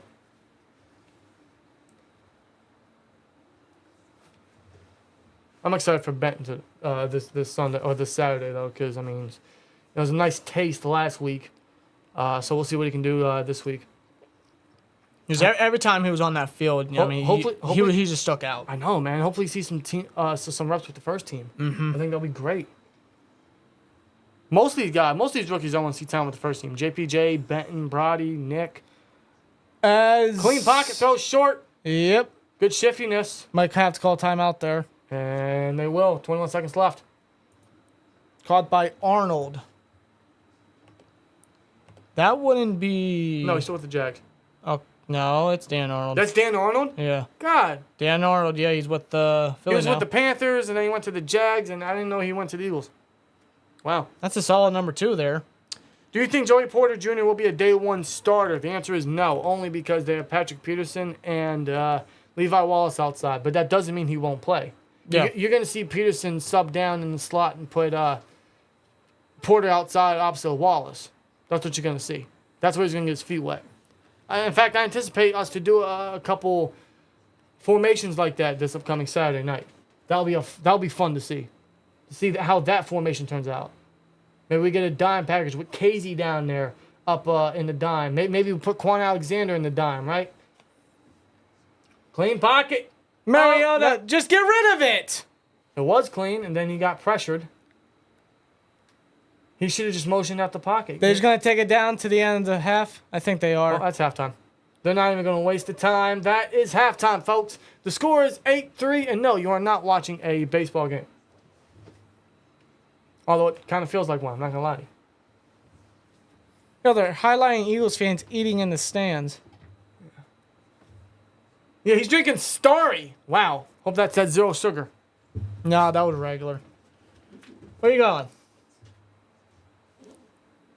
Oh. So you're leaving me, huh? Yeah, you do. I'm all I'm done alone. with this football game. This game sucks. You do it solo. I'm out. I got to do the second half solo, huh? That's how it is? I see. Leaving me hanging, brother. It's 8-3. The end of the first half. I mean, no touchdown yet. Just been nothing but field goals and one safety. That is all that we have so far.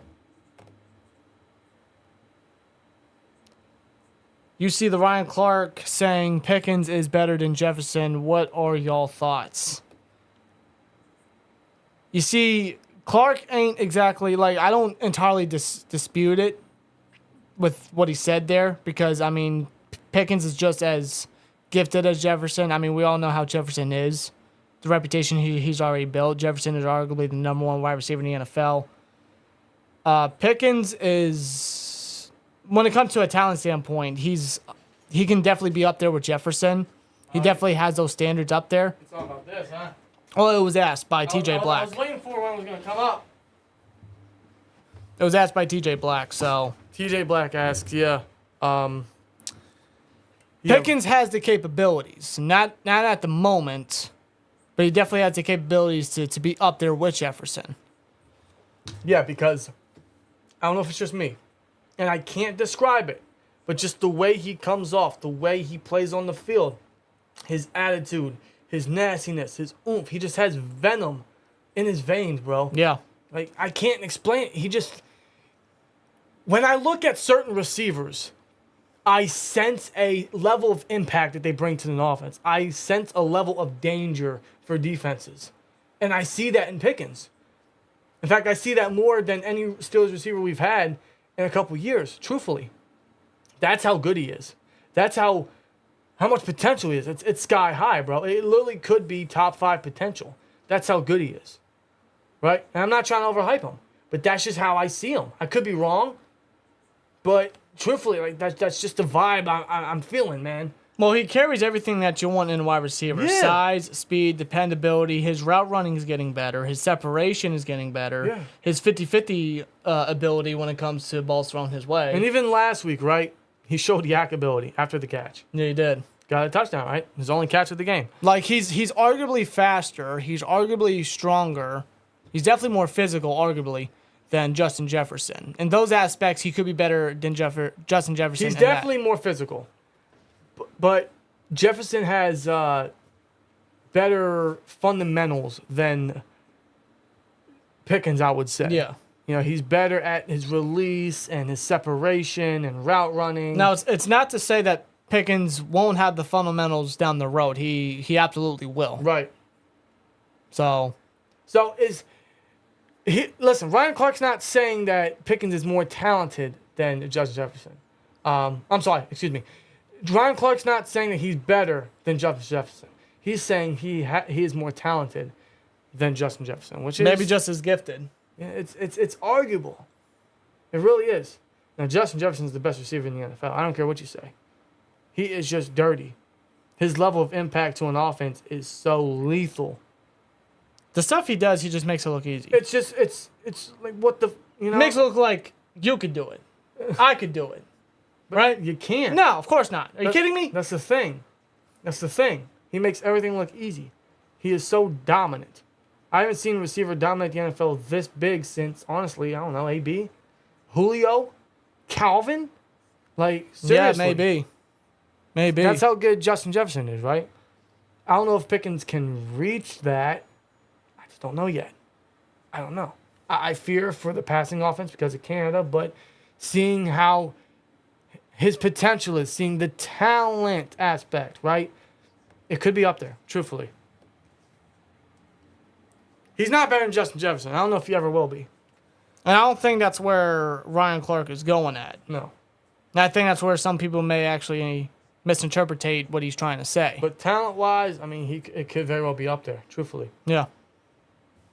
Probably not at the moment, but when Pickens does get up there, when he reaches that peak, maybe just as gifted, if not even more than Jefferson. Yeah. That could be arguable. How is Thompson Robinson playing? He's playing solid. He's playing like what you've heard from him in preseason. You know, he's playing some some electricness. He's getting gutsy. He's not afraid to sling it. I feel like his dropbacks are a little too far. He gets a little nervous in the pocket. I think his pocket movement could be much better. Granted, he's only a rookie. Yeah. He's had his moments. There's been a couple nice throws in there. You know, he's got a laser of an arm. Yeah, oh yeah. He's just throwing darts and just seeking missiles at his receivers. But his throws are inaccurate. His accuracy is very inconsistent. You know, a lot of underthrown passes I saw. Even on that bomb to Austin Watkins earlier in the game, you know, or not Austin Watkins, it was Cedric Tillman, excuse me. Yeah. You know, there's underthrown. There's just a lot of underthrown passes. Some throws he easily could have made. You know, those are the things he's gonna have to work on. But he's a rookie. He's looking solid, man. He's looking like he could be one of those gadget players for the Browns. Honestly, I think the Stars only play 2 series versus the Bills. I can see that. I want to see the whole first quarter, but 2 series wouldn't be bad as long as we can see some consistency from these guys. Yeah. Clark said Jefferson is a servant, and Georgia didn't embrace Pickens with behavior issues, stuff like that. He's right. They didn't embrace Pickens and you know, the full potential he had. That's what he's saying. He's saying he's just as talented, if not more talented than Jefferson. But we haven't seen that because Georgia hasn't expressed the desire to let him go out there. Exactly. Yeah. Granted, you know, the injury kind of hurt that in his last year, but he did have some issues, and those are the concerns with him entering the NFL and his future years, especially with our poor resume of receivers and their drama issues, their locker room issues. But I'm hoping he matures. So far, there's been nothing negative about that. So as long as he stays clean, you know, we're good.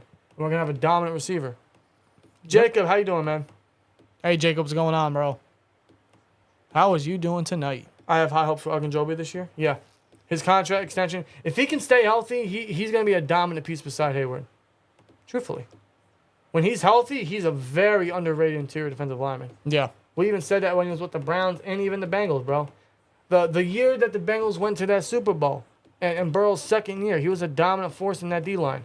Yeah. They had great depth, which is why they let him go, but he was a magnet to the running back, bro. He was just a gap filler. So if he can stay healthy, him and Hayward are going to be dominant. He's a perfect replacement for Tuitt. And I look back at when he was supposed to sign with the Bears. Yeah. That failed physical.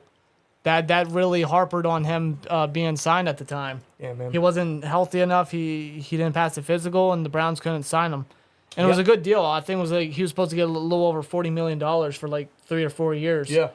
But then when he was healthy enough, come September last year, Omar Khan picked up the phone and said, "Hey, Larry, we're looking to add you, and we could use you." Yep. And signed him to a 1-year prove-it deal. He proved enough as a run defender. And he got his money. He got a very deserving contract yes, he did. for him.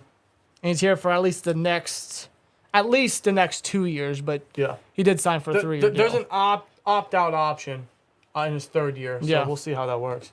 Depending on Benton's performance, we could very well opt out in his 3rd year and just run with Benton. By that time, Benton will be in his 3rd year. We'll see. Very Hargrave-esque is what I'm feeling with the guy.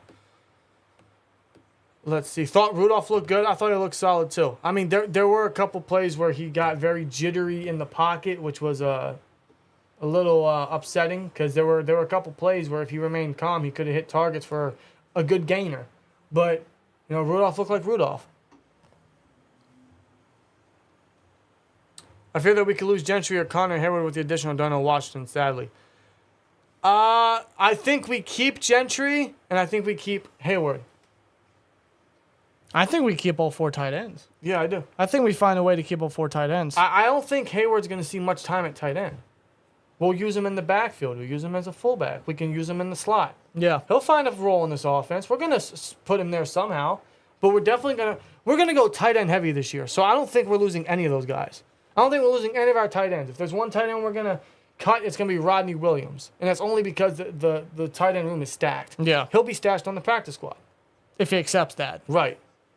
But I don't think we lose any of our main tight ends. We're going to be tight end heavy this year, so we're going to run with all the pieces we can hold. Ravens took a step backward. I can see them missing the playoffs. So can I. I don't trust Harbaugh no more, nor should any Ravens fan. He's been a choke artist for a number of years. Lamar Jackson is still a very good player. Quarterback might be a stretch, but See, if J.K. can stay healthy, they can run with him. outside of the Lamar extension, what all did they do this Odell. offseason? Odell, that's pretty much about it. Mid. Rock Ya-Sin. Mid. They got Zay Flowers. He's going to be a mismatch in the slot. I'm not going to lie to you there. Nelson Aguilar. Mid. Are you kidding me? Nelson Aguilar. They got Rashad Bateman, former first rounder. They're going to depend on to be the number 1 or 2. Him and Odell could feed off each other. Maybe. See, they lost Chuck Clark, Calais Campbell, Ben Powers. They lost him. They did lose him. They lost a good bit on their D-line, actually. Yeah, they did. They lost Justin Houston. They lost a good bit on their D-line. I know they got Odafe away still. Do they still have, what's his name? David Ojabo. They did draft him. Yeah. That's a good pick. Patrick Queen, obviously Roquan Smith. They drafted Trenton Simpson, which is a total Ravens pick. Yeah. In fact, he's going to replace Patrick Queen, so they have that. They still have Tyus Bowser. So they got some pieces, you know. The defensive line, they lost some guys, but you know, Travis Jones was a steal last year for them, so he's going to see a significant amount of time this year. They got decent pieces still on the defense. Yeah. See, with the Ravens, though, it's like, you know that they're competitive. Who's their number 2 corner? That's a good question. They got Humphrey. Who's their number 2? Well, Humphrey underwent some sort of procedure, like some sort of surgery. I think he may be good in time for I'm looking first week of game day. I'm looking at their secondary. Rock Ya-Sin mid, Darryl Worley mid, Marcus Williams is a hell of an addition. Darius Washington, he's gonna be a nice slot weapon. They got Caillou Blue Kelly, who they drafted. Mm-hmm. Arthur Millette. He wasn't really much of a coverage guy anyway. No. They have Marcus Williams and Kyle Hamilton at strong safety. That's a good safety duo. That's a good safety duo, absolutely.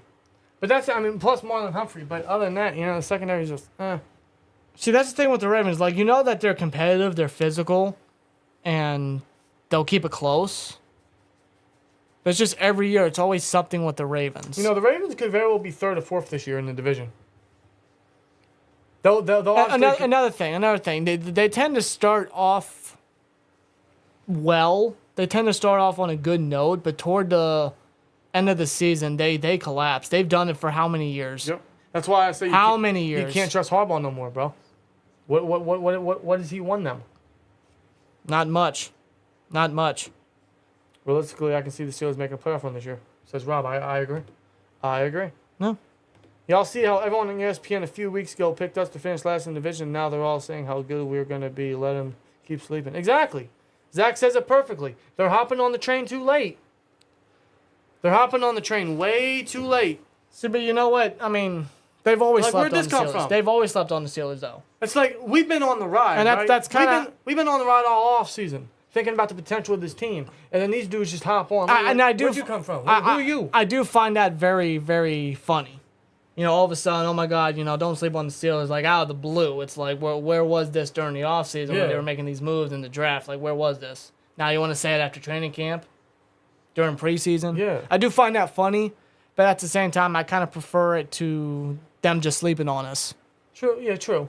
But you also want that recognition. I get that. That way, when we do, I get that. When we do show our potential, and we do potentially make a run for the playoffs, and you know, like, you know what I'm saying? I don't want them to jump on late like they already are. They give it to Sermon as the second half runs.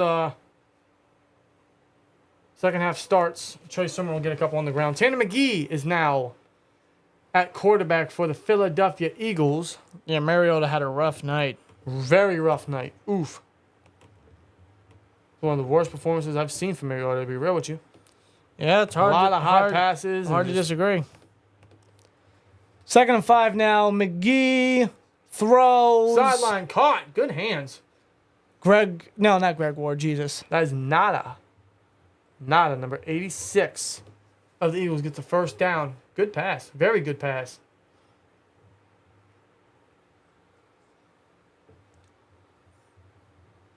Yeah, there you go.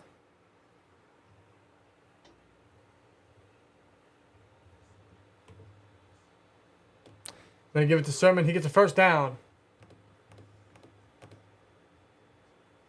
So 2 straight first down plays by the Eagles. Do you think Calvin Austin III will get 1,000 yards? Was that what? No. No, I don't think he gets 1,000 yards. Not this year. He's not that receiver. Everyone's saying he's our next Tyreek Hill. You know, just to slow down. Like, No, I'm not jumping on that train. He's a 4th rounder. Like, slow down. They were saying that last year. I'm like, come on, bro. Like, Just let him be Calvin Austin. it would be great, but Play action, McGee. McGee. He Chase is from behind. taken down. He felt the pressure. Yeah, that defensive lineman had some hustle. Let me tell you, that boy had some hustle. 2nd down now. He might get 1,000 return yards, but even then, you know, that's stretching. When's the last time Steelers had 1,000-yard returns? I don't know. Who I don't know. Antonio Brown? did he even have that? Yeah, in 2011. Was it? Yeah. If you say so. Oh, screen pass, number 82. He's got some blockers. A lot He of gets the first blockers. down. Don't fumble like Sermon. There you go. Yeah, there you go. First down there, but number 82. Good screen pass. Allen. Allen. Yeah. 2 main receivers for Calvin Austin to get 1,000 yards. I mean, you know, we've seen a comment saying how, yeah, it's a good play by Calvin Austin, but all he did was run right past the corner. Like, yeah, that's what he's supposed to do. That's what his speed's for. That's what you call a go route. Yeah, that's why you use his speed. Like, yeah, that's what he's supposed to do.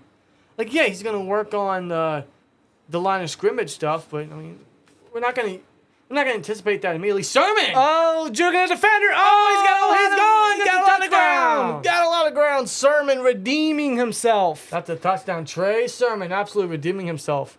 First touchdown of the night, guys. About in time. Eagles take the lead back. Boston Scott hyping on that. What a way to redeem yourself, Sermon. Look at this run.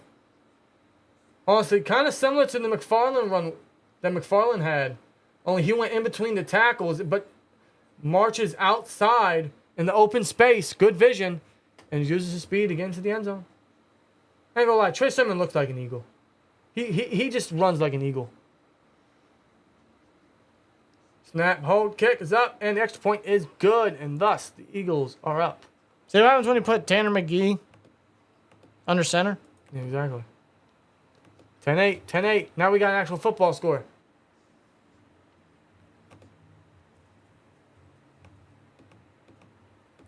If the NFL called you guys up and wanted you to decide 5 teams that the Steelers would guarantee play next year, who would it? Oh, good question. Damn good question. Well, I can't say none of the rivals because that's already guaranteed. Give me the Cowboys. Give me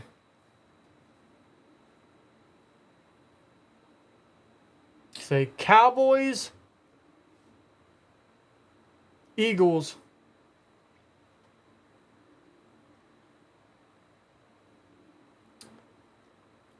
I gotta think on this. Yeah, I gotta really think on thinking. this. These would be some must-see matches. I mean, I know we already got the Jags next year, right? Technical difficulties? What are you talking about? Oh, Fox has technical difficulties, Right. so I don't know when we're gonna get the game back. Oh, never mind, we're good. Okay. Jesus Technical Christ. difficulties. Yeah, I'd say definitely the Cowboys because that's a classic battle.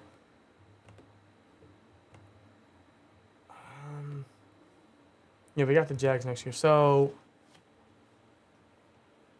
that's a good question. I don't know why it's giving me much more thought to think about. I would say, 5 guaranteed teams. I would say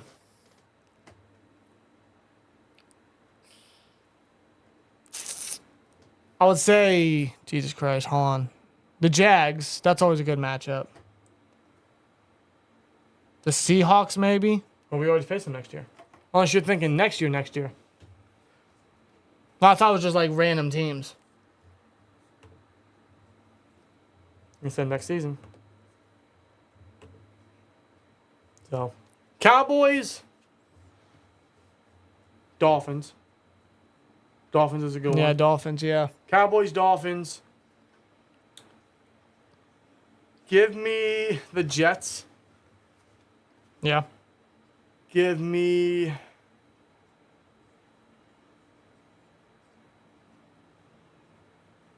don't know why this is so hard to think.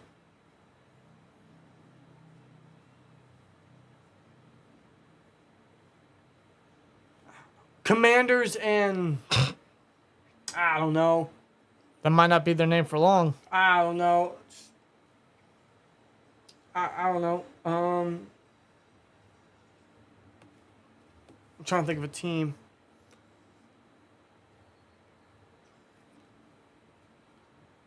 Bangladesh Blue Jays. I don't know.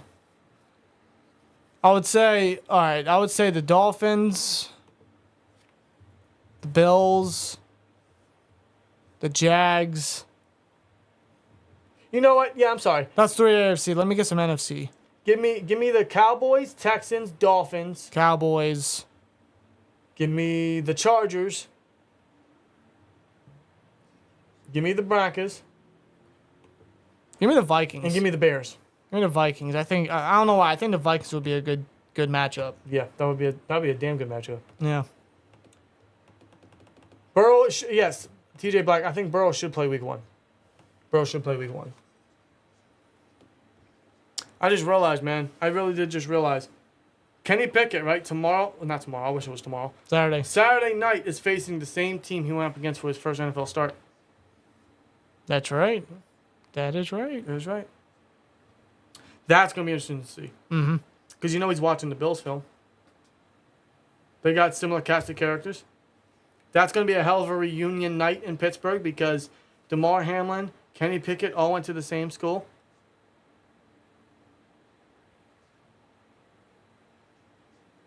Kenny Pickett, DeMar Hamlin. I'm missing someone else. Someone else on their team went to the same school.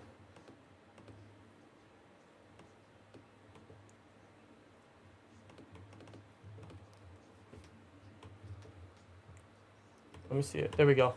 This computer is... There we go.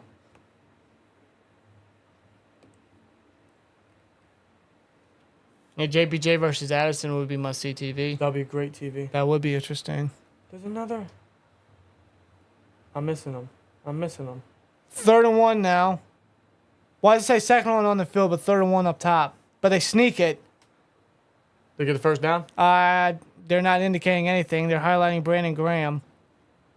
14 seasons as an Eagle. Tied most with Chuck Bednarski.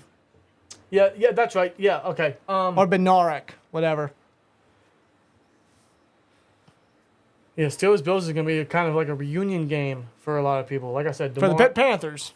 DeMar Hamlin, Kenny Pickett played together. Tyler Metcalf is a former Steeler. Marcel Aitman and Mason Rudolph went to the same school. Marcel Aitman was his number 2 in Oklahoma State. So Speaking of Oklahoma State guy, James Washington recently got released. yeah. No, we should not pick him up. Oh wow, Hassan Hall. Oh, Wow. look at the mean ass run by him. Wow, man, that is some hard-nosed football right there. Damn, all right. What a run. What a run. This Hall guy, he can run hard. I'll give him that. Sure can. Oh, that's right. Ronald Darby did sign with the freaking Ravens. Yeah, because they need corner help. Humphrey could miss the first 2 weeks of season. Yeah, because again, he's going See, man. surgery, I think. Yeah, because now he's missing 2 weeks. Burrow may or may not play week 1. We got to hope we can stay healthy. Yeah, knock on freaking wood, seriously. Play fake. And Oh, what the? Too high. very high. Austin Watkins was wide open. I don't know why he threw it so dang high. Did number 7. I believe that's Kellen Mond now. No. Is Josh Dobbs even playing, dude? I know he's on the team. I I'm don't still know. waiting for Josh Dobbs to play. He didn't play in the Hall of Fame game. Kellen Mond wasn't he a former third rounder for the Vikings? Did he play the last preseason game for Cleveland. Let me actually check that. on that. Check that out. I'm gonna check that on ESPN. Yeah, Kellen Mond, former third rounder for the Vikings. He was there 1 year. What a waste of a pick. Yeah, that was during a time where Kirk Cousins was in question, and he still kind of is. Oh, yeah. They toss it to Hall. Zach Cunningham just, hey, he's a good run defender. Shoots through that gap. Hassan Hall will lose about 4. There'll be a 3rd and long coming up. Yeah, they faced the Commanders last week where they lost. They're really highlighting Fletcher. That's Brandon Graham, bro. That's Brandon Graham? Yes. Yeah, you're right. I'm sorry. From the side, I can't tell. Yeah, Dobbs played last week. 8 of 16, 77 yards, and 1 pick. Oh. Kellen Mond threw a touchdown last week. Really? Well, we'll see if he does it again because he's feeling pressure. He throws it in the flat, and Hall can't haul it in. All right. I'm starting to see Hassan Hall. That was on 3rd down, by the way. I'm starting to see Hassan Hall is not a receiving back. Yeah, no. Not at all. No. Do you know Drew's going to go wild this year? Absolutely, man. They could have a similar A.J. Brown, Devontae Smith type year. Maybe not statistically, maybe not from a yards aspect, but, you know, Deontay's probably going to lead the team in receptions. He's going to be up there with him and Pat. But Pickens has the potential to get more yards. Mm-hmm. Truthfully, man. What do y'all think about Loudermilk? I think he's a great depth piece. I think there's significant growth year to year, and he should make the roster. And, you know, with Ogunjobi out Saturday, he's going to see a significant amount of playing time. He looked good in the first game with the Bucs. He's someone that just kept, because he was almost in every game inactive last year. Yeah. Which was weird because we're like, okay, well, Alualu's not the same guy. Monty Adams is solid, but we got to get extra bodies in there. Ogunjobi was out a couple games, and he was still almost in every game inactive. We're like, why? Like, let's get this guy going with the lineup. And when he played, same thing with Leal. When they played, it was kind of fresh, and you seen a little difference when they were on the line. So I don't know exactly how we're going to put him on the field, but it seems like when given the chance, he can show he can be a nice rotational piece. I do remember last year when Ogunjobi did go down a couple times when he was healthy before he got hurt. Yeah. Chris Wormley. Yeah, right? Yeah, he was for a couple years, he was always our primary backup for Hayward or Tua, whatever. Remember, he filled in for Tua when Tua was going through his personal stuff. Had a good season. Yeah, it was a solid season. You know, he was the capable primary backup for the whole D-line. Now that he's still a free agent, we didn't resign him yet, that main backup role for defensive line is pretty wide open. It could go to Leal. It could go to Loudermilk. You know, this is a big opportunity for both young studs right here. Yeah. Maybe we see a lot more Keanu Benton along and you see all 3 of them, they're really being mixed in there. You know, they're getting big opportunities, big reps here, and I've heard nothing but, you know, some positive stuff from guys. They all got to the quarterback last week. You know, I think this is a big chance for Loudermilk, and I think he deserves it. I think he absolutely deserves it. I mean, the Steelers traded back into the 5th. They traded a 4th rounder for the next year to get back in there for a guy that many people saw and projected him as an undrafted guy. But Kevin Colbert himself said later that day, you know, we see a young Cam Hayward in this guy. And it's not just because he kind of looks like him, because he's pretty much the size of him. And he can play anywhere on that D-line. So we got to get him involved. I think he'll be a very fun rotational guy. I mean, if you're going to make a statement like that, if Colbert's going to make a statement like that, they definitely see something in the guy. Yeah. And this is a big opportunity for him. Well, that is his best chance because he's not going to be that far buried down the depth chart. This is his best chance. He should dress every game. And then, you know, say Loudermilk is the primary backup. He still has that versatility, but Leal's even more versatile. Yep. And you can still work him in there, you know. He's even working in with the edge group, you know. They're putting him outside a couple times. Yeah. So even that's interesting. So they can really have a lot of fun with their versatile backups that they got.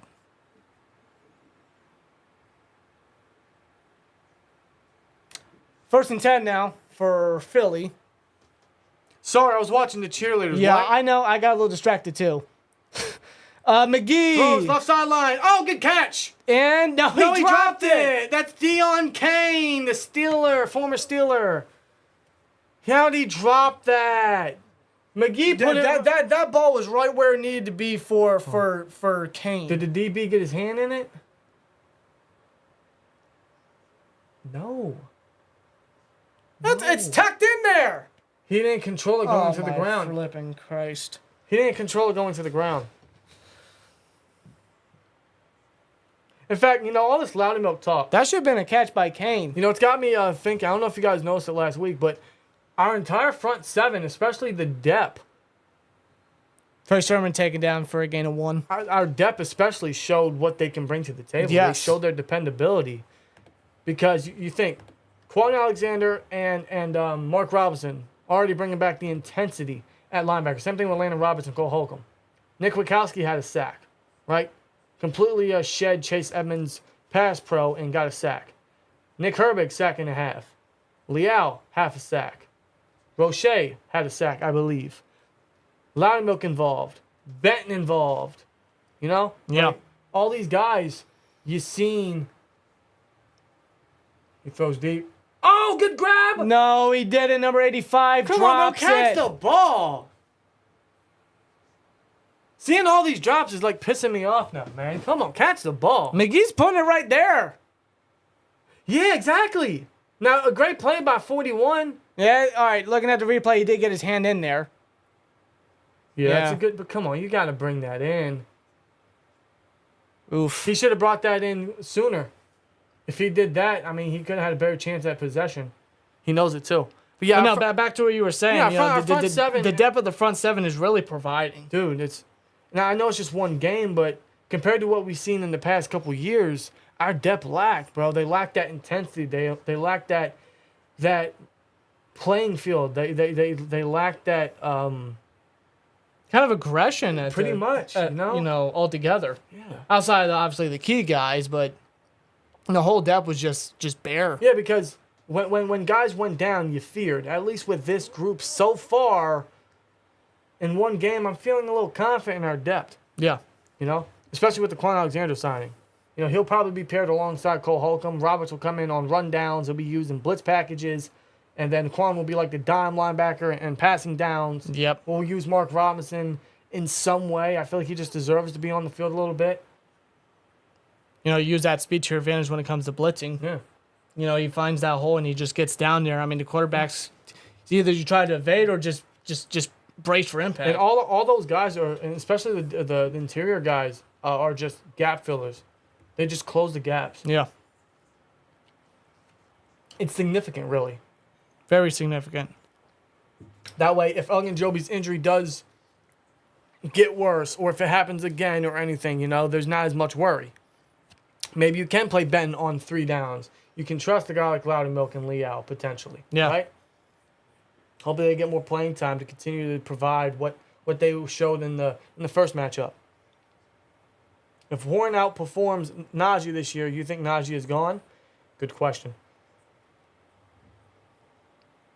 I don't think he's gone, but I don't think he's the number 1. Because you still need that number 2. Yeah, you do. With the way the Steelers are pushing, they're going to want to run the ball. Yeah. I don't know if Warren outperforms Najee. It's possible. And the guy's a football player. He's looking like the guy's a football player. He runs hard. His dedication to the sport, to the team, whatever you ask him to do. He's kind of looking like the better running back. He was. He was in some games. In fact, I remember last year towards the trade deadline, we entertained the option of should we trade Najee. And, of course, not everyone was a fan of that. But it was at that point where there was a lot of trade rumors with the running backs. I'm thinking, if we can run with Warren, we can kind of feed off of Najee's potential. See, looking back at that time, Warren was the better running back. He was more effective in the running game. And when it came to the Steelers' record at the time, I think we were 2-6. Yeah. Of course, we explored the option. But that was also because Najee was hurt. Yeah, he was dealing with a foot injury. Now he's fully healthy. He recovered during the bye week, and after the bye week, Najee was just going full steam ahead. Yeah. And now let me tell you, I will not shy away from any trade thoughts on Najee. I'm not saying it's going to happen because I doubt it's going to happen. The Steelers drafted Najee. They trust him. In fact, shit. I think they're going to do him well. As number 85 is Tyree Cleveland. He's still on the ground. Yeah. And they actually got the card out. Yeah, the game has been paused because of this. Shit, you hate to see But it. I'm not going to shy away from any trade thoughts. It's not going to happen. The Steelers are going to do well by Najee, but Khan could pull something out of his pocket and surprise us. He's already done that a couple times. And if there's a good trade candidate, if Warren continues to show out, if someone else steps up, then we shouldn't shy away from it. In fact, Tomlin said in his press conference, which is a little telling, right? There's something in between the lines when he said it. He said, I don't know if you guys heard, but he said that we're going to give Najee less physical runs because of his age. Yeah, as they should, to extend his career. But he's only in his third year. Yeah, but he's endured a lot from Alabama and his You're first right. 2 He seasons. has a heavy workload already. Running backs don't last long. He has a lot of mileage already. It doesn't really matter if he's in here for 2 seasons. Right. It's just what his body's been taking a toll on throughout his entire running back career. And that's why the 2 running back set is important, especially with a guy like Najee. You want to keep him fresh. You want to give him less physical runs, right? I get that. But I feel like there's something just deeper in between the lines there when he said that. It's just like, it got me thinking. I'm not trying to think of any theories or anything, but I'm not going to throw anything out the window, though, at the same time. I get that mindset, and I don't entirely disagree, but I'm not really thinking too much into it at the same time. The way I see it, I just think that they're just going to try to make sure that their first-round running back ain't as hurt. Well, they're trying to extend his career. Yeah. That's ideal. And they're going to do right by Najee. Well, when you select a running back in the first round, you want to keep him as long as possible. Yeah. You want to make sure he's healthy as possible. And getting a guy like Warren, who showcased what he can do last year, Right. that's a big add. That's a big aid in Najee's career. Now, you should rarely give a running back a second contract. But if they're going to try to take some mileage off his tires, then, that would be ideal. That's what the fresh Warren is for. They both complement each other great. They're both going to be phenomenal in the rushing game. Yeah. Don't get us wrong. But I'm not going to shy away from anything potentially when it comes to Najee. Not saying it's going to happen. I don't think it's going to happen, but Not at the moment. it's going to be one of those things that's going to be in the back of my head every now and I then. think at the moment we shouldn't really be too concerned about it. When it comes down to that time with his 4th year, his 5th year option, then yeah, of course. He's going to get the franchise tag. If he's still with the team, he's getting his franchise tag. And like I keep saying it, the Steelers are going to do him right because they've always done right by their guys. That's how they conduct business. Yep. That's what makes them probably the most successful franchise in all of football. Absolutely. As Cleveland's getting carted off. Prayers out to him, man. Shit. Prayers out to him. Got a big ovation from the Philly crowd. Prayers to him, man.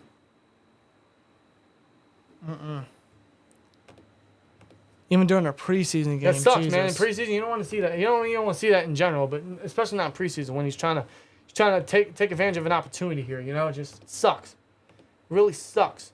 So I feel for a guy like Duke Dawson last week. Did y'all see that Watson threw 14 interceptions in camp? Yeah. In fact, there was a couple joint practices between these two teams where Watson threw 3 interceptions to Reed Blankenship. Yeah. I mean, picks happen, but yeah, that is kind of hysterical, honestly. Pickett didn't throw many picks in camp. One. It From what I heard, only one. It was a high pass off of Washington's hands. Yeah, arguably it was something that should never happen. Do you see the Steelers cutting James Pierre? No. Why would they do that? No, not after Trice's injury. You can't get any more bare. I don't know if he comes back after this year, but they're not cutting him. No. Behind Porter, he's our most dependable Yeah, backup. they're going to keep him as... Play fake, throws. Good throw, great catch. What a grab by Watkins. Holy shit. That was a little out of Swear reach. But Watkins with a one-handed grab, flashing the cameras. Look at this. Holy crap. Kellen Mond. A little out of reach. One-handed. He said, gimme. He's having a great preseason, man. Seriously. That might put him close to 100 yards in this game, actually. I wouldn't mind seeing Warren being our starting running back down the season. Me neither, man. Me neither. Just because Najee's the first round doesn't mean his job's on lock. And that's for anybody. I wish we signed Eli Ricks. We would have had a good backup for Trice. Yeah. See, that's just. How did the Eagles get Eli Ricks? How did he go undrafted? I know he kind of dropped in production in his last couple years, but how did he was worth a draft pick. Not just production, but injuries too. Yeah.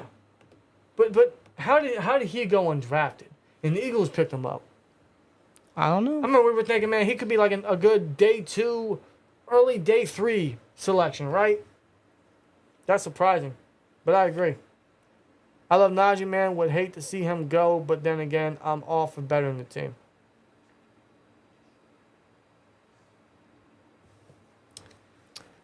I mean, I gotta agree.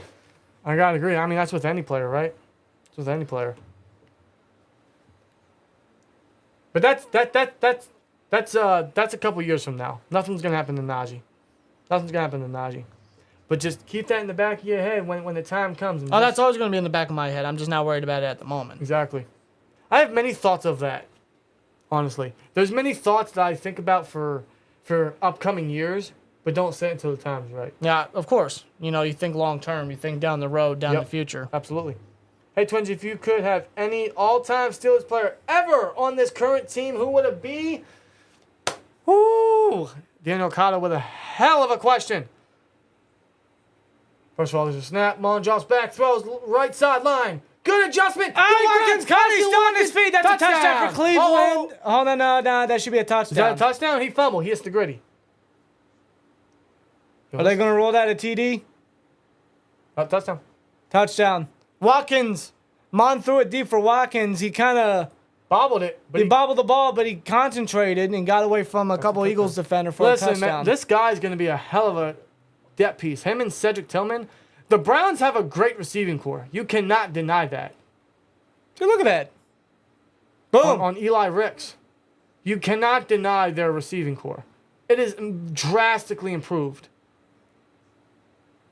Amari Cooper, Elijah Moore, Donovan Peoples-Jones. You got Austin Watkins, Cedric Tillman, Anthony Schwartz, David Bell. I mean, Jakeem Grant as their return specialist. Yeah, I mean their receiving core is pretty stacked. Not gonna lie to you. Yeah, I hate to see it, but yeah, great question. Any Steelers player all time to be on this current squad? I look for. I ain't gonna lie. The first name that comes to mind is Troy. Yeah, because I'm trying to look at like because you say current team, so that means like kind of needy positions. Strong safety is one that comes to mind for long term. That's Troy. I'm not gonna lie. Anytime I see that question, the first player that comes to mind is Troy.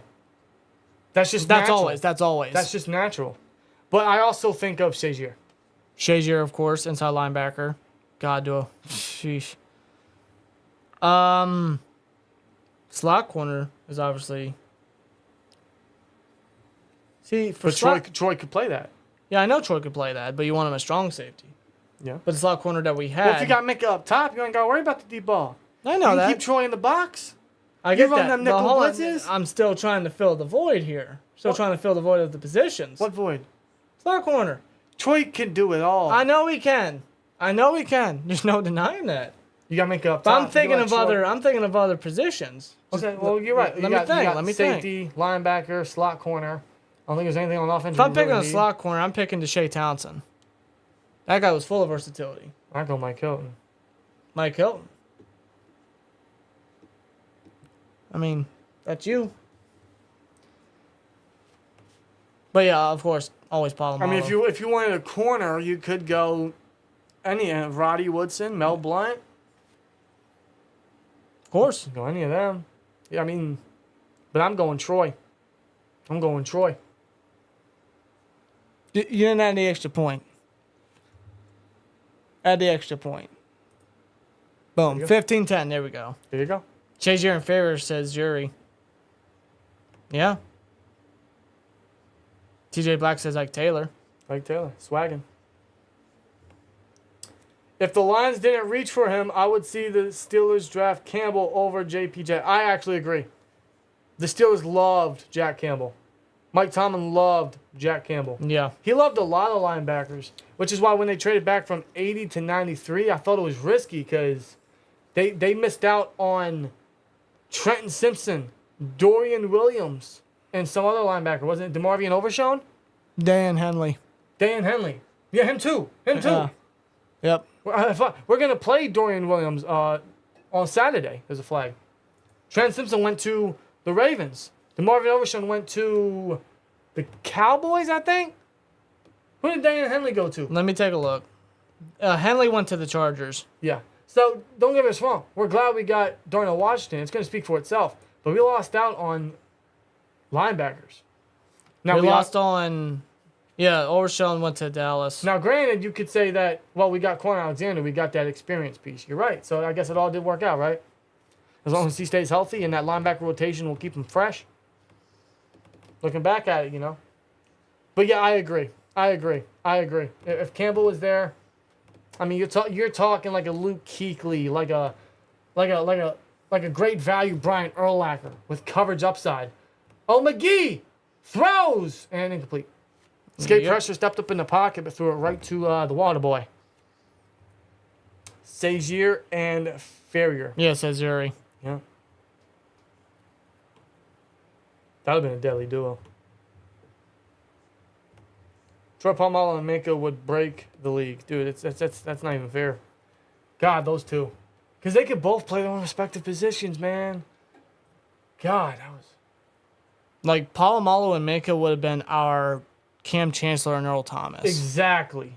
And we all know how they were together. Dude. In their prime. Kenny McGee, snaps, throws, caught. Will be for a little gainer. Number 80, Jackson. That is not Deshaun Jackson. Yeah, Austin Watkins tonight. 6 catches, 124 yards, and a touchdown. He's killing it. In the third quarter still with 4:30 left. Tyree Jackson with the reception there. Wait. Why does that name ring a bell? Wasn't he a quarterback? Wasn't he a quarterback? The former quarterback? For Philly, correct? Tyree Jackson, number 80. What is this, Logan Thomas all over again? Yeah, former quarterback for the Bills. Yeah, Logan Thomas all over again. Snap out of the shotgun. Good protection. Throws. Caught. Nope, dropped. Bro, where's y'all mitts at? Come on, man. Did y'all leave your hands back at the hotel? Back at the training facility? No one brought their hands today. It's dropped by Allen. That'll be 4th down. He's been with the Eagles since 2021 as a tight end. You know, you see that happening often. You see former quarterbacks transitioning to tight end. Sometimes it works, sometimes it doesn't. Well, you mentioned Logan Thomas. You know, he's a pretty valuable target for the Commanders. He just keeps getting hurt. Yeah. They've always had that issue with tight ends. Remember, what was his name, man? He was on the verge of being one of the best. Jordan Reed? Yeah! Oh, wow. If he could stay healthy. Yeah. I'll have Cam Sutton in the slot. That's a good one. Yeah, another versatile guy. I just think Mike Hilton's the more natural slot because he could blitz and he could cover. Well, you see what he's done for the Bengals. Yeah. Again, we chose Zach Banner over Mike Hilton. No, man. Mr. Eligible himself, although he was never eligible. I have to say that if Omar Khan was GM, he would have never let that happen. And we still have not found a solution at slot corner. Nope.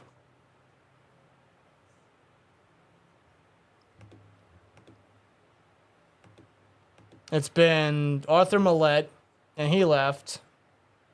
Now it's just a toss-up. Shannon Sullivan, Patrick Peterson, Elijah Riley, Trey Norwood. It's just a rotation of players at that position. Back when we had Hilton and Sutton at the same time, I mean, both of them split reps, and the slot position was just very, very that's dependable. how stacked 2020 was, bro. We had Joe Hayden, we had Steven Nelson, we had Mike Hilton, and Cam Sutton in the dime. Yep. We had an outside starting worthy slot corner sub-package piece in the dime because we were so stacked at corner. Like, bro. And we kind of have that now. We don't have a perfect dime piece. We got Casey, we got Quan, but, you know, we got the depth at corner. We got the 3 guys we can insert on the defense. I own a 21 Joe Hayden jersey. That was his original number because 23 was taken by Mike Mitchell.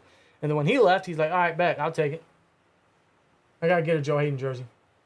They give it to, that's not Felton. Well, number 72, is that former Texas guy, right? What was his name? Moro Ojomo. Oh, him. Yeah.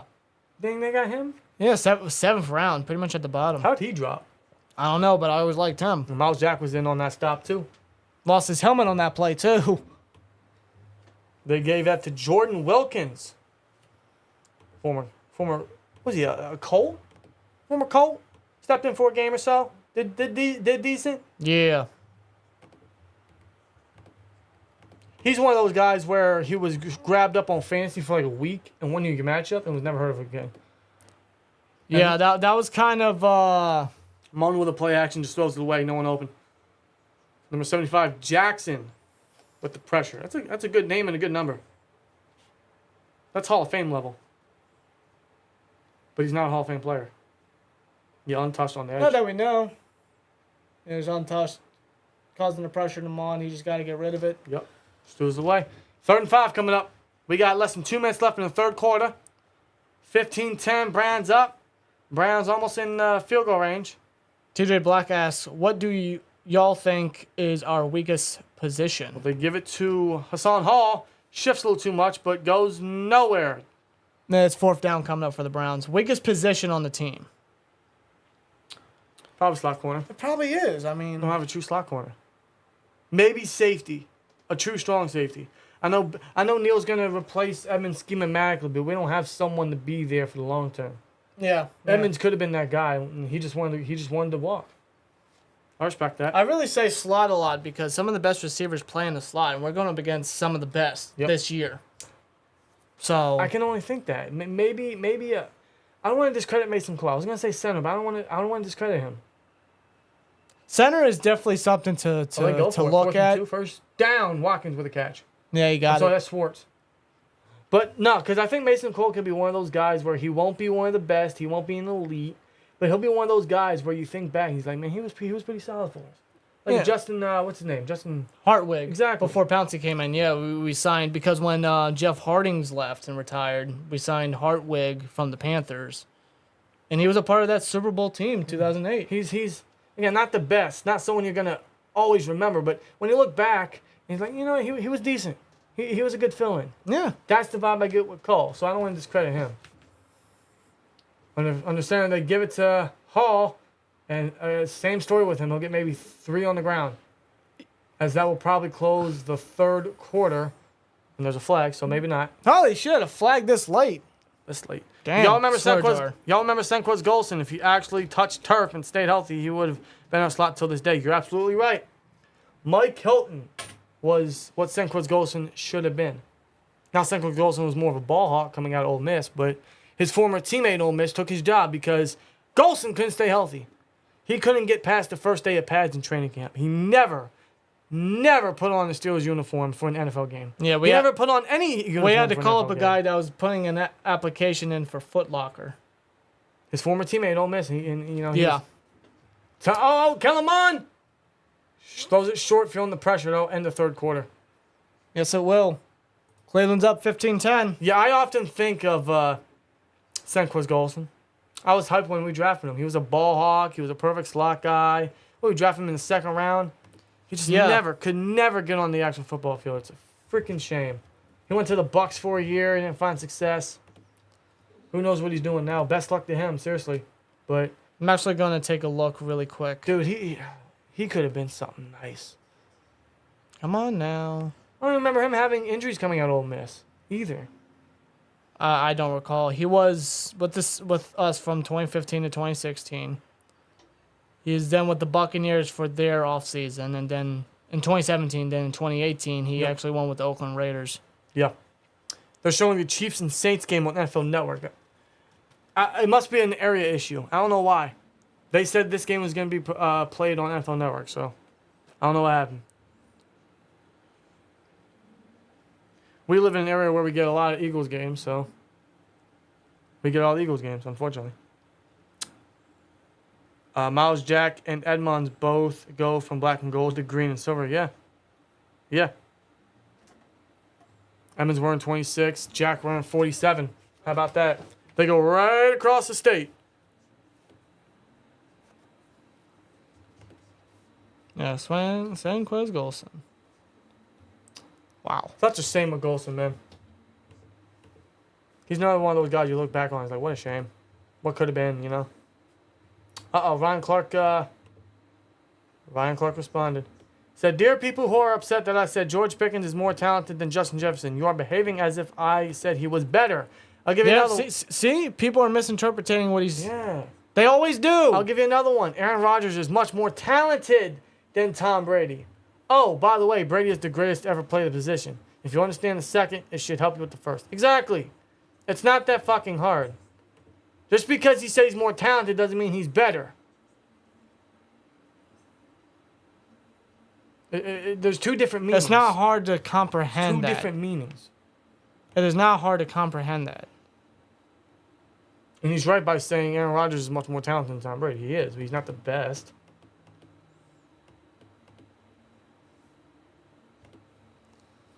Ryan Clark is absolutely right. No, arguably he's more talented than Justin Jefferson. When you. I'm not there to say that yet. That's why I said arguably. I agree with Aaron Rodgers one. Oh yeah, yeah. But Brady is the best. He's the GOAT. Yeah, without question. But he's right. There are certain players that are more talented, but not better. It's not hard to comprehend. Really, it's not. Like Lamar Jackson. He's arguably the most talented quarterback in the NFL. It's better than Mahomes. No! Are you kidding me? There you go. His athleticism, is out of this world. It's arguably the most. Yeah. The best as far as any quarterback. I'll tell you right now. Lamar Jackson is the most talented quarterback in the AFC North. But he's not the best. No. He's barely number 3. Honestly. If you want a list of who's the best quarterbacks in the AFC North, it's Burrow.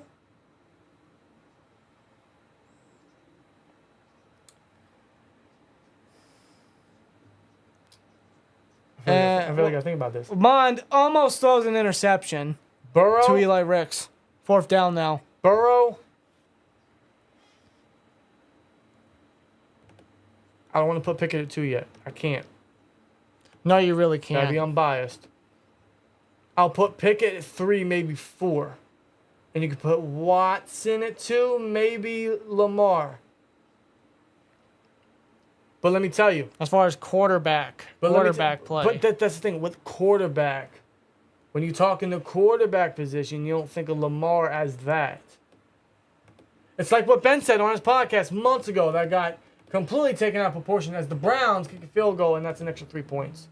In which, of course, RG3 took it way out of proportion. He said that Ben just said that no one fears Lamar's arm. No one fears Lamar, the quarterback. They fear him as a runner. So in that retrospect, I would put Lamar maybe at 3 or 4 in the division as a quarterback. Burrow's number 1, there's no question. Yeah. Watson maybe number 2, but that's only because we haven't seen enough of Pickett yet.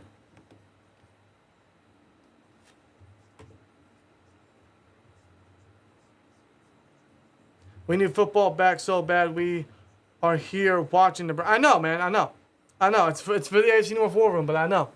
And this game kind of sucks. This game really sucks. Sorry, we ain't got to wait too much longer for the Steelers. Man. Only seen 2 touchdowns in this game, but it's preseason.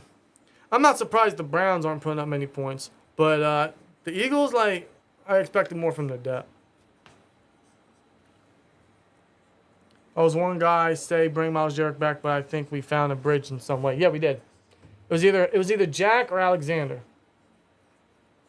This may sound crazy. Jefferson Jefferson is a bit overrated.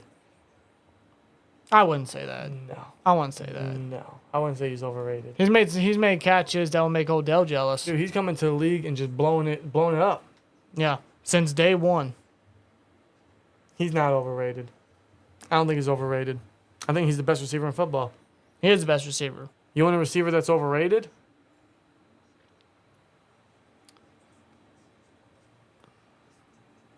I don't want to say Jamar Chase. Could you say Odell?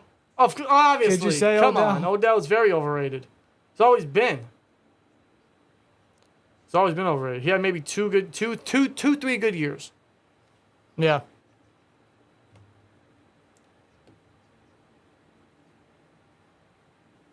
But any other off the top of my head, I can't really think of any other overrated receivers. You know, I think's overrated. I know he's only played what 1 year, but he's getting a lot of hype because he's going to be the wide receiver 1 for A-Rod. Garrett Wilson. Garrett Wilson. Only because same thing with Sauce Gardner and the entire Jets. They're getting way too much hype. So overall, they're all overrated. They're all overhyped. As a matter of fact, and I believe this coming out of last year's draft, I always thought Chris Olave was the better wide receiver, not Garrett Wilson. I thought it was Olave. Olave is going to have a great year. Yeah, because Saints Nola asked thoughts on Derek Carr this year. Him and Olave are going to tear that league up. Not the league, but the division. Yeah, that division is up for grabs for any team, but I think the Saints go with it. I think that's a great change of scenery for him. Honestly, it's much needed. I think him and Olave are really going to be a great duo. Yeah, I mean, if Michael Thomas can stay healthy, that's an extra bonus. Jawan Johnson, their tight end, he's got unlimited upside. Yeah. Alvin Kamara, of course, when he's done with his suspension. Oh, he's going to take this. Oh, that's Keely Ringo. And he'll get... And they also past the 25. got Jamal Williams, touchdown machine last year. Dude, Jamal Williams is brilliant. Can't sleep on that defense either. No. Marshawn Lattimore, you still got Demario Davis. For So his age, underrated you got is Cameron Davis. Jordan. You got Tyrann Mathieu over there. Like, the Saints could be a sleeper I know team. they lost Marcus Williams, but... I mean, I'm not expecting anything major or crazy for the Saints, but they're a sleeper team in the playoffs. That's all I'll say. Well, because we were talking last year how that division sucked. Oh, it was awful. The Bucks won, but barely, and they sucked. Well, that division's always been lackluster. Remember the time... Wasn't it when Cam Newton was at quarterback? Early in his years before MVP. Weren't the Panthers like 2 straight division winners, but with losing records? Yeah. Wasn't that truly the case? Yeah, that division sucked. That's always sucked. Kennedy Brooks got the football there. Runs for almost a first down. Oh, he did run for a first down. Yeah, as Philly has the ball. For the Eagles. Honestly, Saints could take that division, man. I mean, I know the Panthers, they got C.J. Stroud. Yeah, no. Bryce Young. I'm not... Bryce Young. They got Bryce Young. C.J. Stroud went to the Texans. I don't know. Like, the Panthers, I mean, they still got some working to do. Dude, they trade DJ Moore. So, like... They still got some working to do. Their defense should hold up. Their defense is nice. But they still got some working to do on offense. Oh, I agree. The Bucks, I mean, forget about it. I can say it. the same thing. Their defense could hold up, but even then, it's, like, kind of iffy. Hey, Caleb Williams, welcome to Tampa Bay. Yeah, really. Who else is in that? We got the Saints, and we got some other team. Falcons. Desmond Ridder, really? Like, Well, they got Bijan Robinson. yeah, they're gonna invest heavy in that. Tyler Algier. Isn't, Cornell Patterson. Yeah, is he still with them? Yeah, Put him at wide receiver. absolutely. Put him in the slot. You know, they still have Drake London. Kyle Pitts could bounce back big time. But it's like Are you really gonna hold on but to that? like again? that whole division, the NFC South, is so iffy. Yeah. So Honestly, iffy. man, the Saints could take that division. They're my top you're winners. you're looking at You're looking at Bryce Young. Yeah. You're looking at Desmond Ridder. And you're looking at Baker Mayfield and Kyle Trask compared to Derek Carr. Saints are winning that division, man. yeah. I'm not saying they're gonna- Saints Nola. Derek Carr is what does that say? The heart things in a way. Is the vet in the division all over? Exactly. All other quarterbacks are horrible. Exactly. And there's a flag right there. There's a flag. It's pass interference. Now Carr's got some inconsistencies in his game. He always did, but I feel like each year though those inconsistencies kind of decline a little You know, bit. I've always said this about Derek Carr, man. He is one of the most underappreciated quarterbacks in the NFL. Now last year was a very iffy season for Carr, but I don't think that was entirely on him. Josh McDaniels sucks. for the Raiders, he's not the guy to go with. He's not a head coach. I don't know why they didn't give the Packers special teams coach the interim after Yeah. Gruden got fired. You know how bad I don't know why they didn't give him at least an extra year or two. You know how bad the Raiders are? Or how they were last year? First of all, Tanner McGee throws wide open. That is Tyree Jackson, the quarterback from Buffalo. He'll get within the red zone, within 20 yards of the end zone. There you go. Good catch and run. Tyree Jackson, how about him?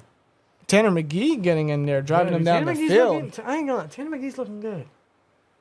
Look at him. Nice little pump fake. Okay. I see you. Yeah, I see you, McGee. Mariota couldn't do it. Not today.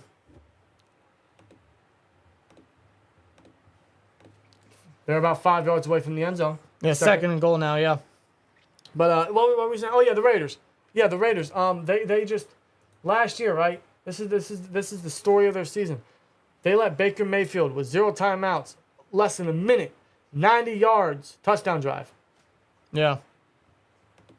Like wow, bro. Derek Carr needed to get out of there. Jeff Saturday won one game. Guess who he beat? The Raiders. In his first game. The Raiders. His first game he coached. The Raiders lost to him, and Saturday never won another game. The Raiders are a mess. Who's their quarterback now? Jimmy Garoppolo, bro. Oh. Yeah. Yeah, remember... While I'm here, let me take a look. Remember that... Devontae Adams, I apologize. Remember that Devontae... God bless you. Remember that Devontae Adams, Derek Carr, Fresno State read connection height? Now with Josh McDaniels? Throws high. High pass. It's going to be 4th down now. I go for it. Why not, bro? It's preseason. I go for it. Go for it. Let me get Las Vegas. They're not Oakland no more. They haven't been for like 2 years. Justin Jefferson is not in the Jerry Rice category. No one is. No one is. No one is. The only person that could have came close to that in this generation was Calvin Johnson and Antonio Brown. See, I'm looking back at the Raiders here. They acquired Jimmy Garoppolo, Jacoby Myers, and Austin Hooper. You know, those are the key free agent additions. They trade away Darren Waller. Low snap. Oh, play to fake. The Giants. McGee runs right, throws up in the air. Kane! Come on, He can't Kane! catch the ball. Deion Kane can't catch. That's his second drop tonight. He was wide open. He could have caught that guy on his feet down, but no.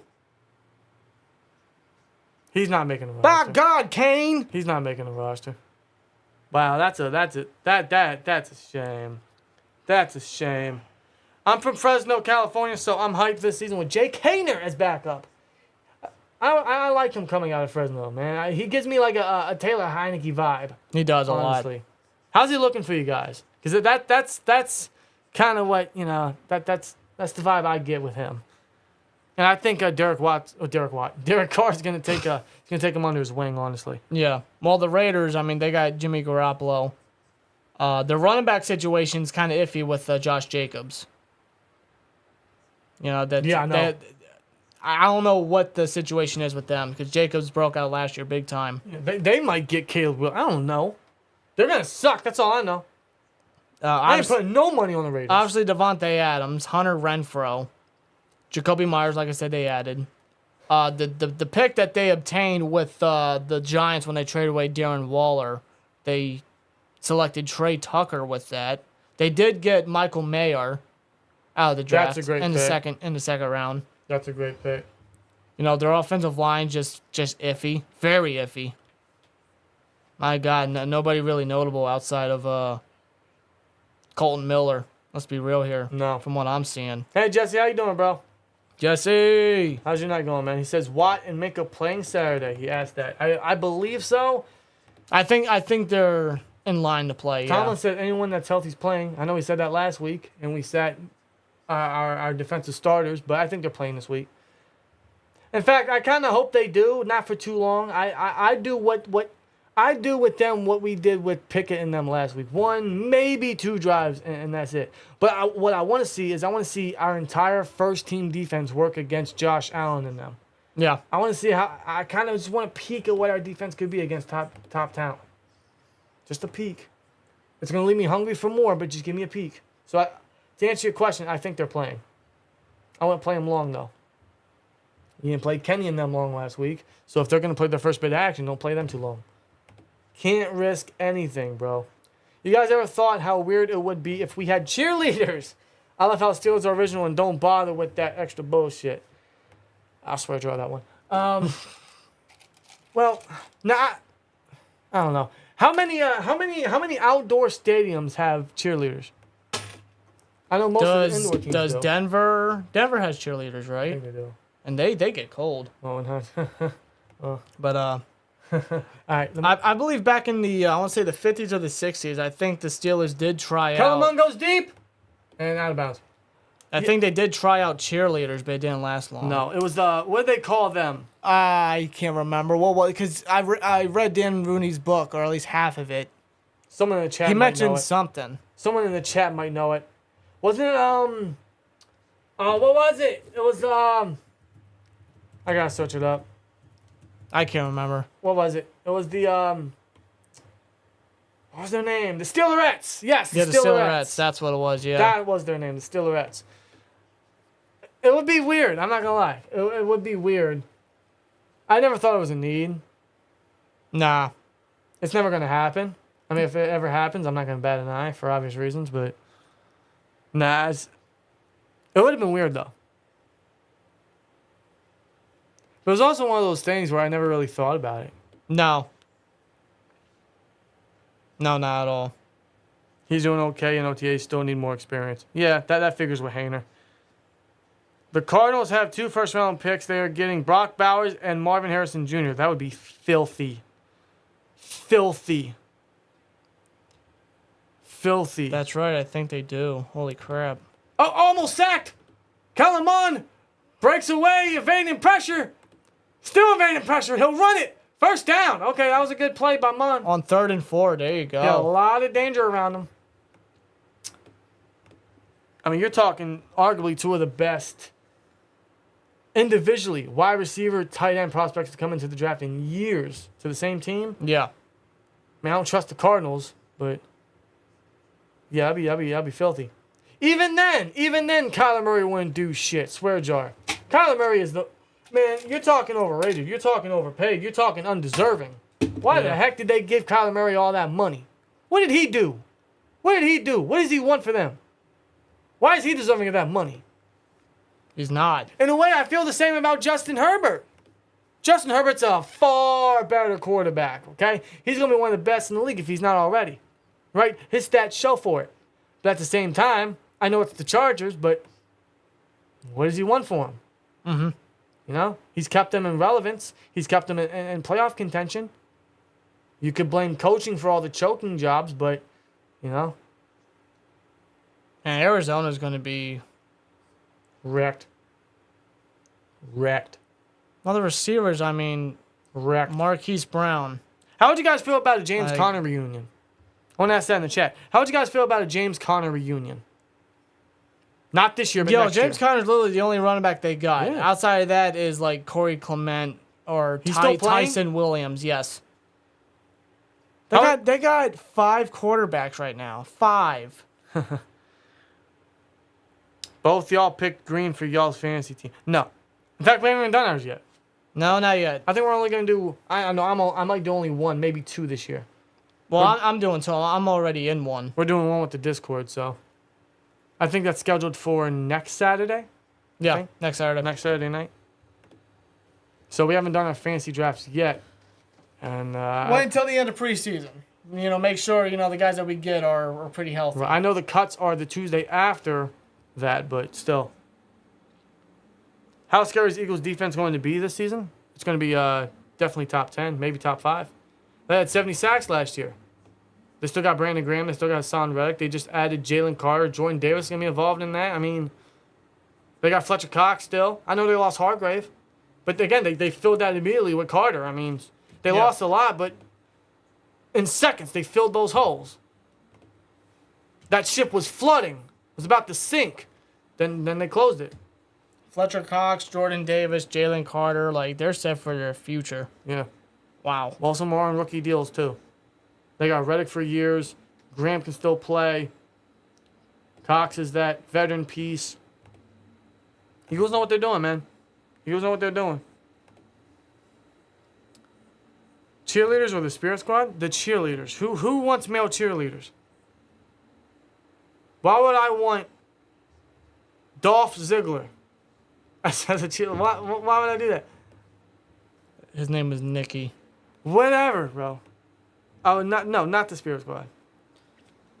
That was stupid. That was stupid. They beat Kane and Big Show. That was stupid. They aided Vince McMahon in DX. That was an unfair match.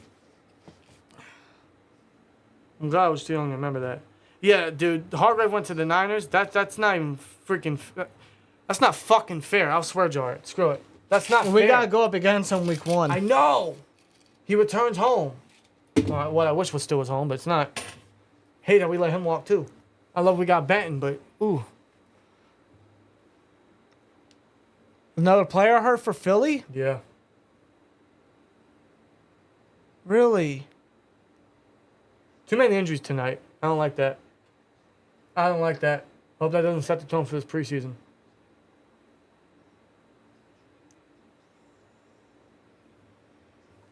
I really hope that doesn't set the tone, man. That sucks. Too many injuries tonight. Yeah, another a player already got carted out. And we still got 10 minutes in this game, man. Yeah, we do. Still got 10 minutes into this game. And the whole team just got one knee. Yeah. Again? Another cart, another stretcher. How many injuries is that? Was that like 6 injuries for the Eagles? They had Nolan Smith. They had Cleveland. They had some other linebacker who got hurt. A lot of injuries tonight for the Eagles, man. Nolan Smith on the sideline. He's looking clean. He's looking good, but showing support. This is exactly what you don't want to see, guys, is injuries in the preseason. Opportunities being, like taken away pretty much because of an injury. I mean, these things happen. It's the NFL, right? But sucks. You never want to see it, bro.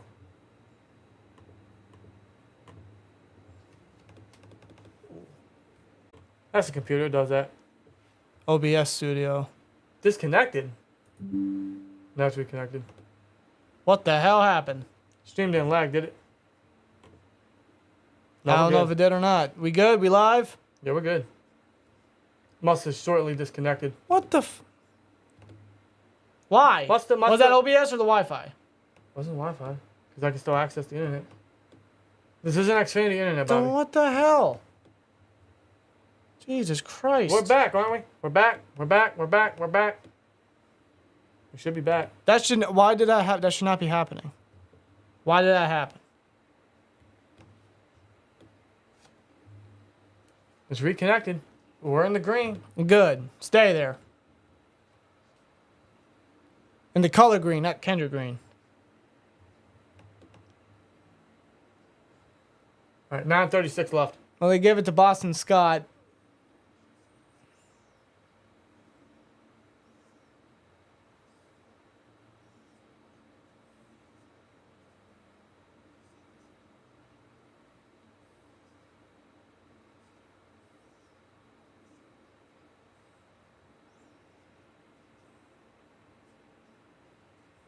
And there's just nothing on Twitter at the moment. Twitter X, whatever. And it is broken up there. Targeted for Hassan Hall. 3rd and 9 now for Cleveland.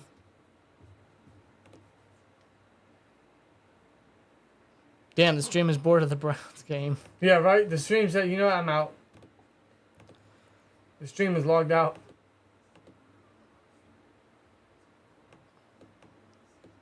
Another drop right there by Hall. Not gonna lie, man. When the Steelers aren't playing, I'm not as invested. I'm not gonna lie to you guys. It's also preseason. Mon drops back, throws, middle of the field. Is caught by Watkins, who continues his big game. But the Eagles are saying it was incomplete. And they mark it incomplete. So he didn't bring it in? Did he not have possession? Coming down? It doesn't look that way. Let's take a look here. Watkins. Oh. Did not. Or no. Did not. Damn. Did not. He did not maintain possession. Did not maintain possession, man. Jeff Stipp says, like the chat. Like the chat. Really wish we never let Hargrave and Steven Nelson walk. Well, Nelson was for some other reasons, but Hargrave and like Hilton, yeah, that sucked. That really sucked. Yeah. 4th and 9 coming up. Probably going to punt the ball here.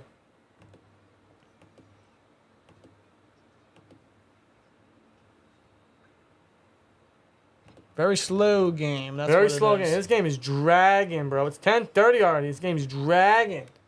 It's dragging. Boom and punt. Who is this punter? I don't know. Good hang time. Dancing a lot. Oh, the return is a little shifty. He switches. Oh, he fumbles.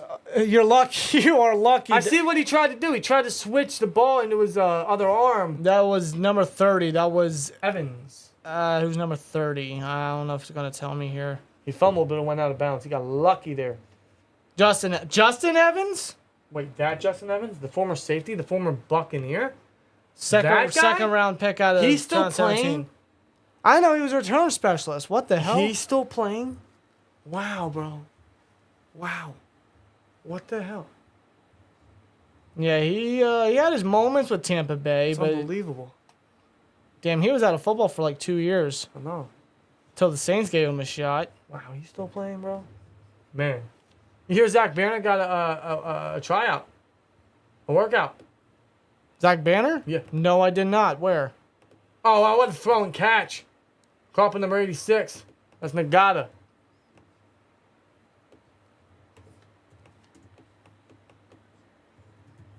Yeah, earlier this week, Zach Banner, he got a workout. Hey, good for him. Yeah, very good for him, man. I think it was by the Jets. I mean, they worked out a lot of people, especially a lot of tackles. But yeah, good for him, man. He got a workout. He's trying to get a comeback in the NFL. Good for him. Shows you teams are interested. Teams are looking. Yeah, they are. Good for Zach Banner, man. It's an opportunity. Absolutely, bro. Maybe he'll be eligible over there. Well, he wasn't signed, but they'll probably keep him on speed dial. And who's their left tackle over there? Because it's not Beckton. He's right.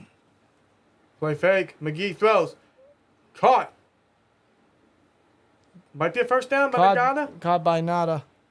Or Nada, yeah. Like Haloti Nada, Yes, the man, yeah. who broke Ben's nose. They popped it back in place on the sideline. It wasn't on purpose.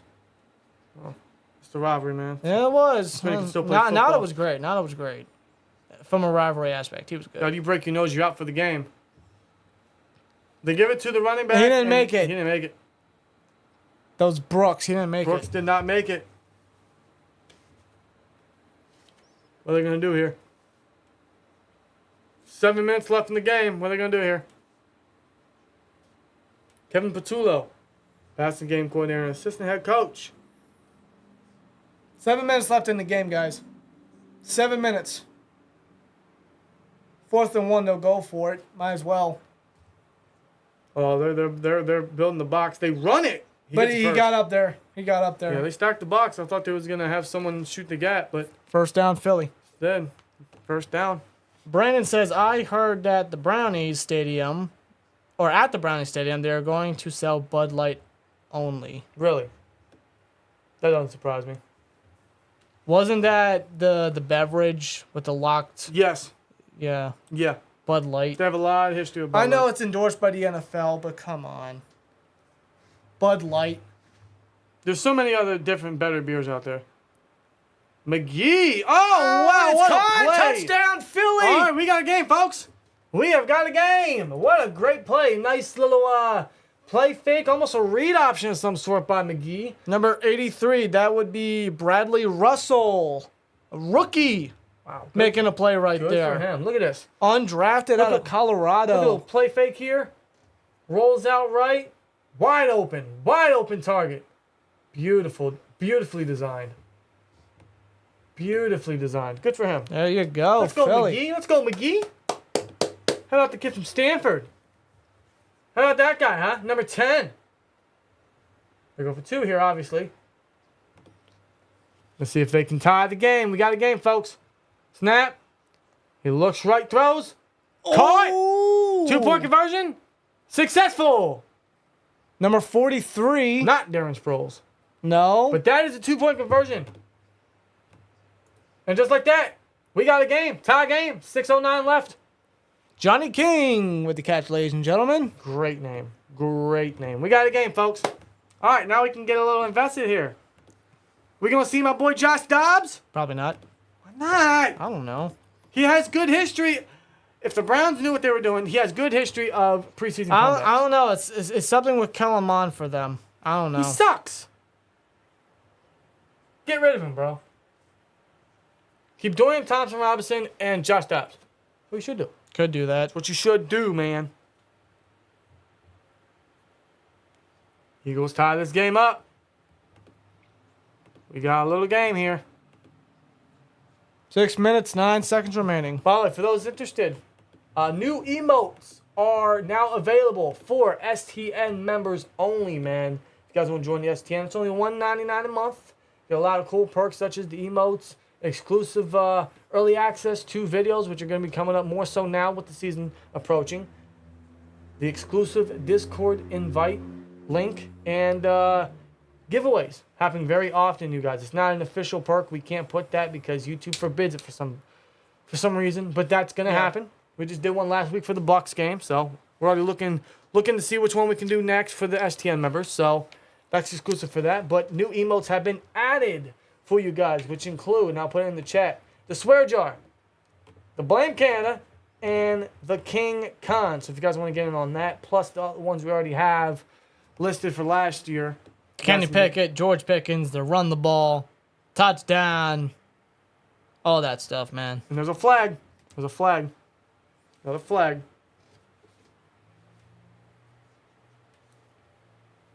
I bet you if you programmed every single flag placement in this game, the field would be covered. Just saying. Yeah, maybe. Legal block in the back. Yep.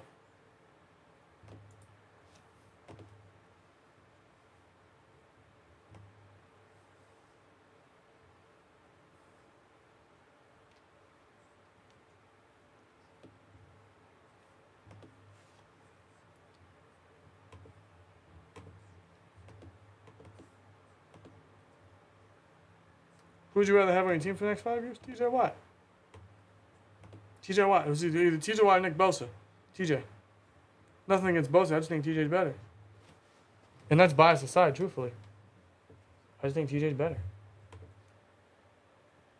TJ is better. TJ is better. I'm sorry. He's the best edge rusher in the NFL. Not taking anything away from Nick Bosa. He's great in his own right, but no one's as dominant and consistent as TJ Watt. TJ Watt is the second best defensive player in the NFL. No one has more of an impact as TJ Watt. Just remember last year when he wasn't playing, that impact alone proved it. Exactly.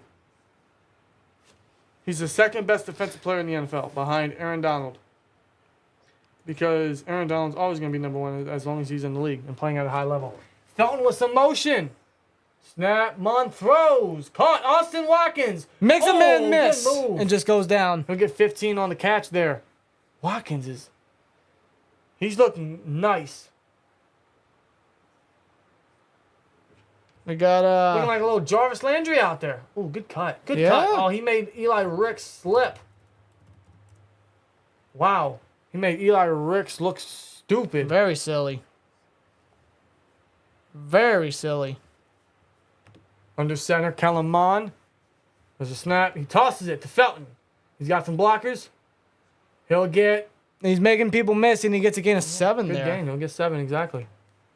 5:21 left. See if they can run down the field, maybe drain the clock a bit.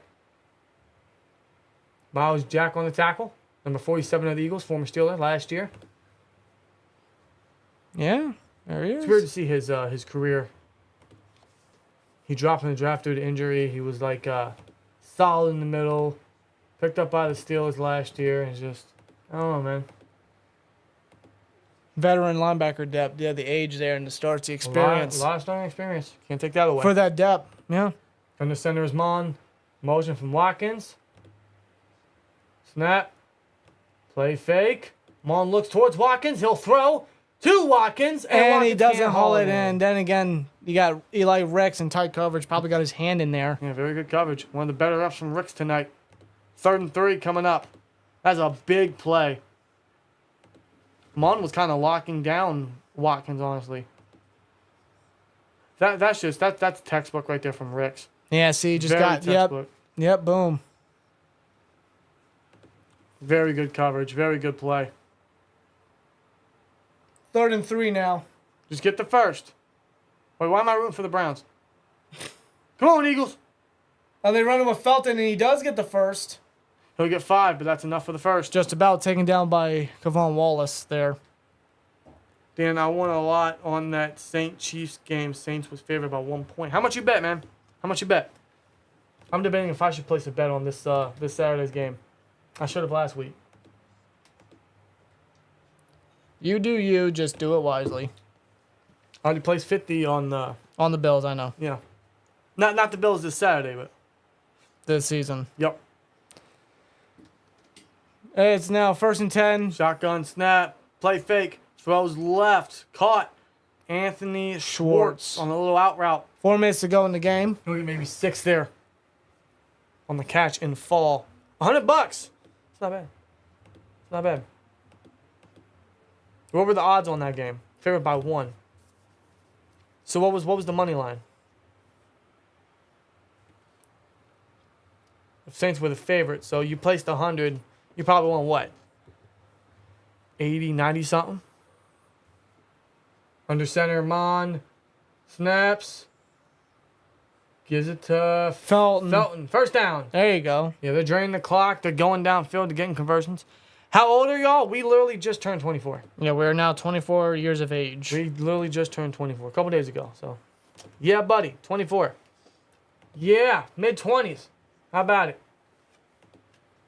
Yeah. Fucking getting old. Swear to God. Wish I had a tracker of how much we put in here tonight. How much think's in here, huh? Covers the bottom. I'm gonna say a good $7. That's just from the offseason, man. Maybe more. No, probably more. I'm concerned they give it to Felton. Oh, Felton. No, oh my God. no, just taken down hard by Jackson, number 75. Jackson, absolutely all over it. Yeah, that blocking collapsed immediately. They had no luck there.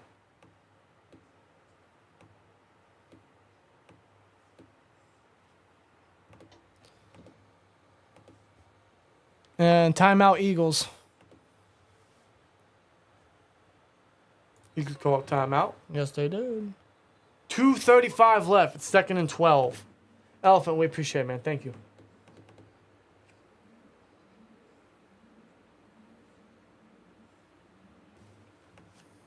$190. I thought so. Oh, maybe I'd do that with this. No, see, I don't know. It's that risk.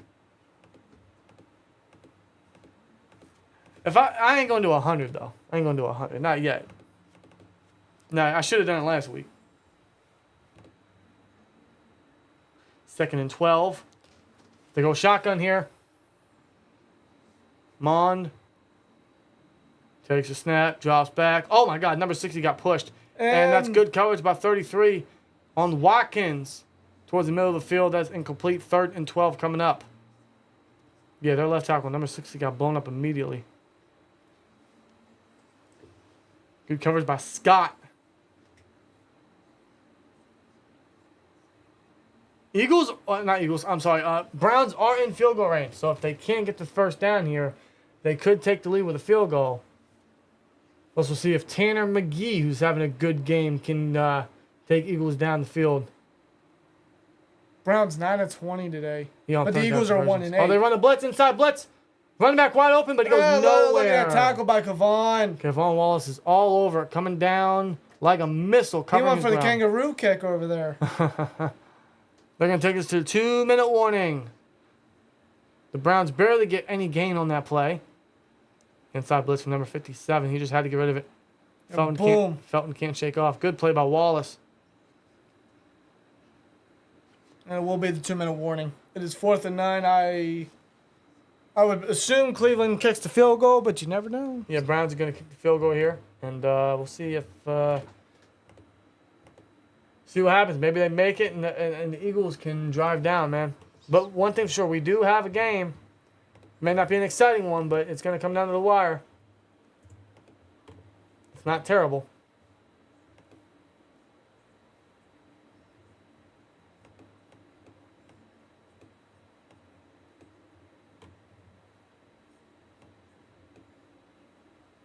Wait, what the... Okay, I doubt that. The stuff I see on Twitter. Twitter X. Yeah.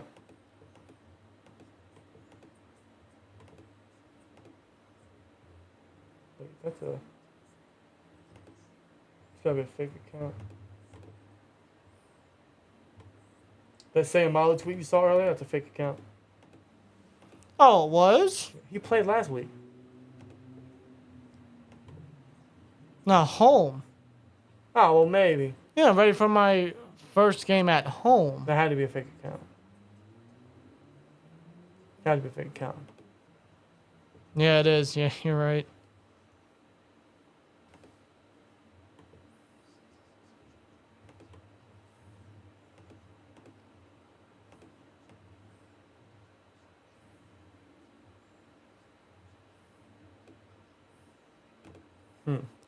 Okay. And, I think we're back from... Elvin says he turned 22 on September 10th. Well, happy early birthday to you, man. Indeed, man. You got a couple days, you got a couple weeks, but 22.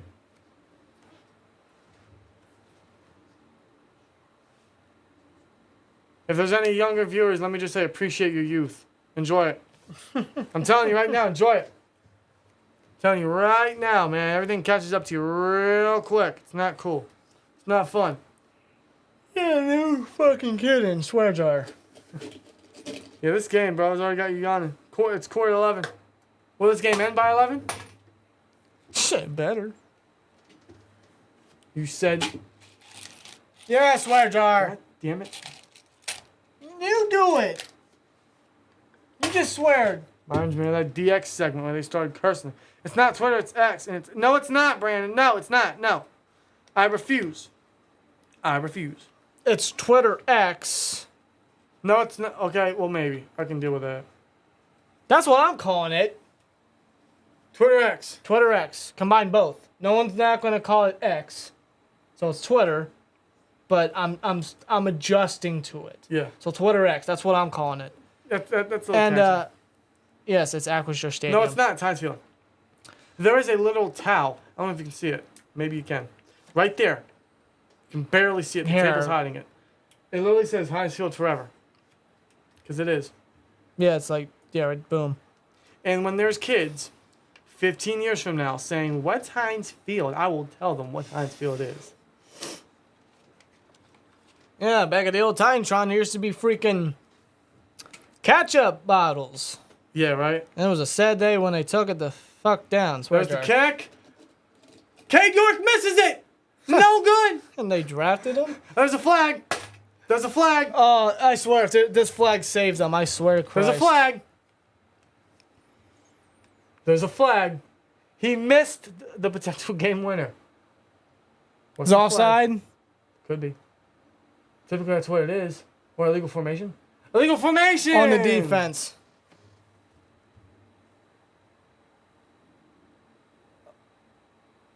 Illegal formation on defense? On the defense, huh? Does that happen? On the D. He lined up in between, huh? Am I missing something? Illegal for why? Because he lined up in a specific spot. And Does defense get illegal formations? I swear that must be the first time I heard of it. I don't read the rule book. Okay, I just. What are the rules exactly, huh? Well, Cade York will get a second chance, 41-yarder this time. If he misses this again, I'm laughing. Snap, hold, kick. He missed! Oh my God!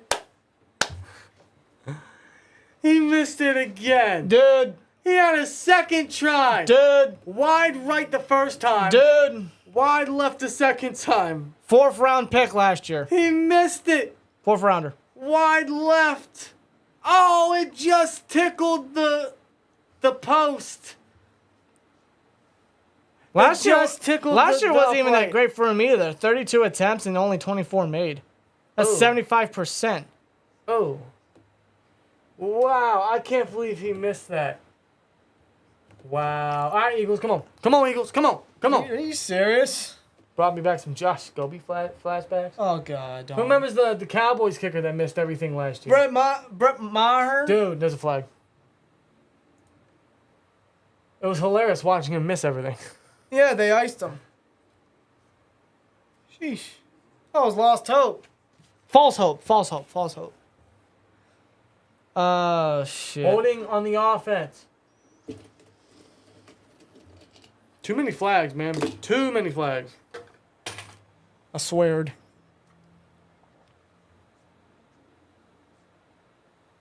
What else? Hasselwood? Yeah, that's pretty evident. Yeah, that's holding. That'd make Kendrick Green jealous. No, that's not going to help you with your chances, Hasselwood. They got a long way to go. Snap. Oh, almost fumbled Oh, it. feeling the blitz. McGee steps up. You takes ran his way. We're getting overtime. You ran his way. No. I don't think you can get overtime in preseason. Oh yeah, you might be right. I don't think you can get overtime in preseason. I think it's just an automatic tie. Well, here's the problem. They change everything by like every single year. Eagles timeout, by the way. They change the rule book every year. So I don't know. Can you get overtime in preseason? Probably not. Can the NFL have OT in? Let me ask you, who's going to sit back and watch overtime in preseason?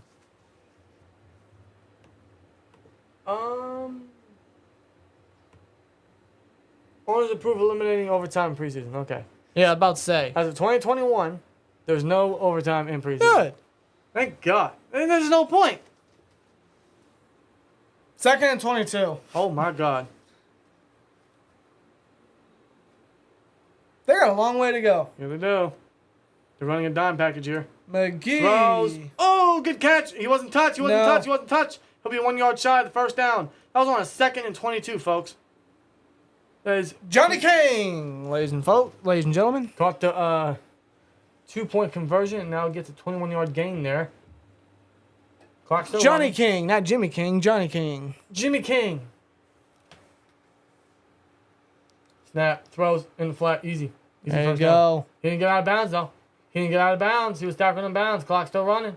They got one timeout to go. Why are you going to show the highlight? Who cares? It's no huddle. Why does Tanner McGee kind of look like Josh McCown? I Kind of just looks that don't way. know. Anyway, he throws too high. Miscommunication. Yeah. That'll stop the clock, though. 49 seconds. I swear this ends in a tie. 49 seconds. If we waited all this time for a damn tie in preseason, I don't think we can do another one of these, man.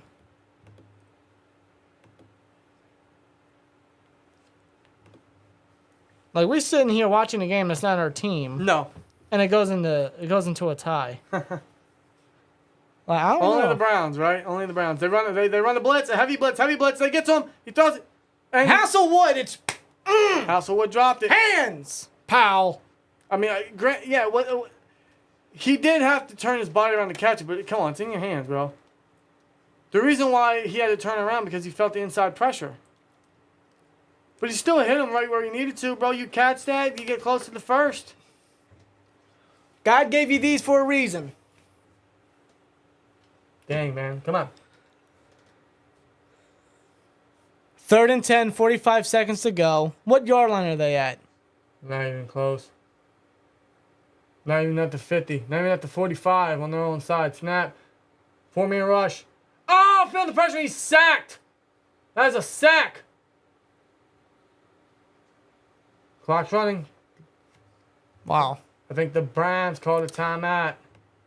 I will say this about the Browns again. They're depth in the front seven.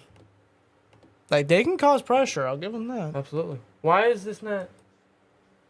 There we go. Thing's tripping. And Browns called timeout. Browns called timeout. 36 seconds left. Time to punt it. Can we at least get a butt fumble or something? You know what we need? We need a pick six. We need an Eli Ricks pick six. Again, that's what we need. We need an Eli Ricks pick six. Browns, this would be a good time to put in Josh Dobbs now, bro. He has a good That's not history of happening. preseason comebacks. Maybe Sidney Brown gets it. Sidney Brown, maybe. Yeah, Sidney Brown. Maybe Miles Jack, huh? How about Miles Jack? He's still playing, right? How about Miles Jack?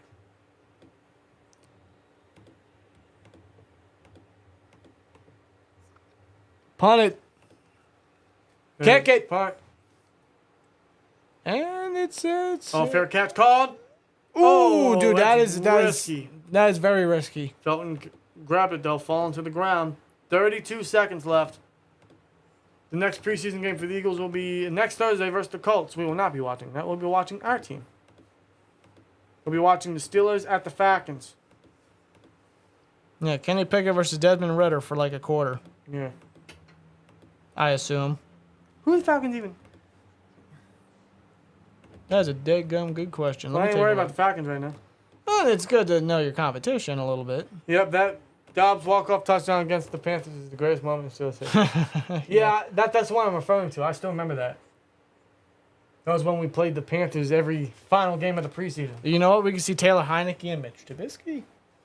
Oh, wow. Yeah. Oh, outside pressure. Kellen Mond just gets rid Flag, of it. that's a hold. Take it back. That's a hold. This game's ending in a tie, folks.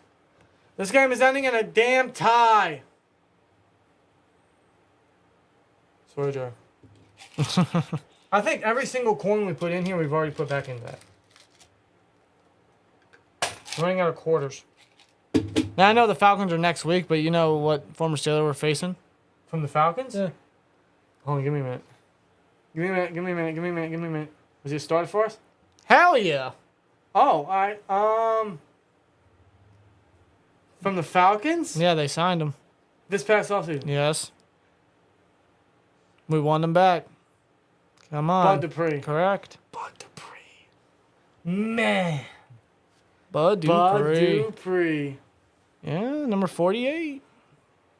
Wow, that's going to be a sweet homecoming for, not homecoming, but kind of like a meetup with him and Watt. Oh, yeah. And Hayward. First and 15 now, 27 seconds left to go. Snap out of the shotgun. Clean pocket, throws right, and it's caught. Oh, he's tackled in bounds. They can use a timeout here. They have two more, Yeah, and they one do. To burn. They have one to burn. They burn one. 19 seconds left. 19 seconds. Anthony Schwartz with the catch. Yeah. He's grown into a good player himself. Now he's a speedster. Yep. Former track star. Yeah. He's got a couple gold medals. Yes, sir. Okay, they had a second. 20 seconds left. Was that a stutter? No. Okay. 2nd and 2. 2nd and 2. Yeah, me too, dude. Yeah, me too. Just take a knee and end this already. Is that Eagles fan really trying to hype the crowds at preseason game? 2nd and 2. Snap. They got ways to go. Inside blitz. Throws He's going it deep. And no one's enraged. Caught by the ball boy. Oh, caught by Jalen Hurts, excuse me. And he throws it into the crowd. I swear it looked like the ball boy was caught by Jalen Hurts. Throws into the crowd. That's a souvenir for a lucky fan.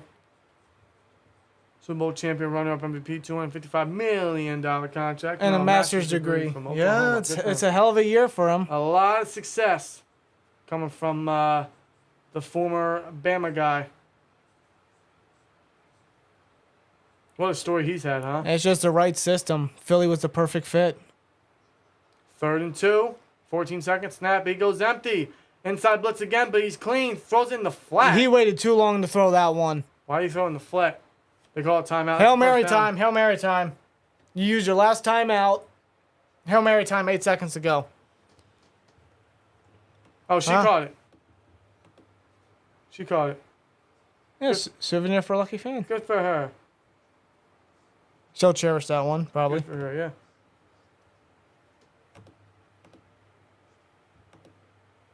That'd be cool, though. Imagine that.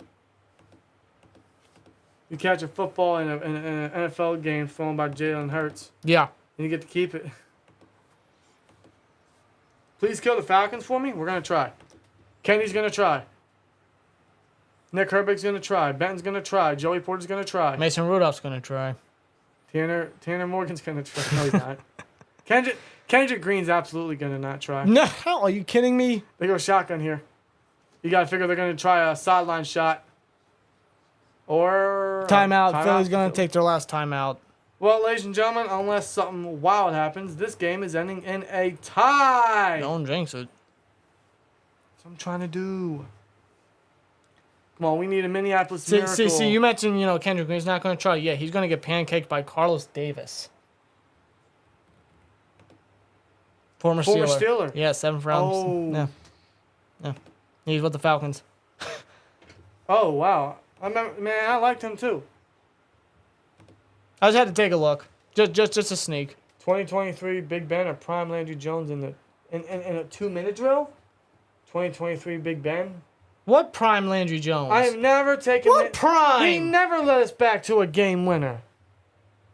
Except for that one time versus the Cardinals when Vic went down and he hit Bryant or AB?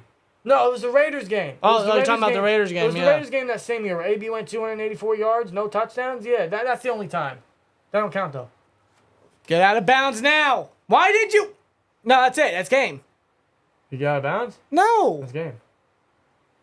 Dumbass. Swear to. Game over.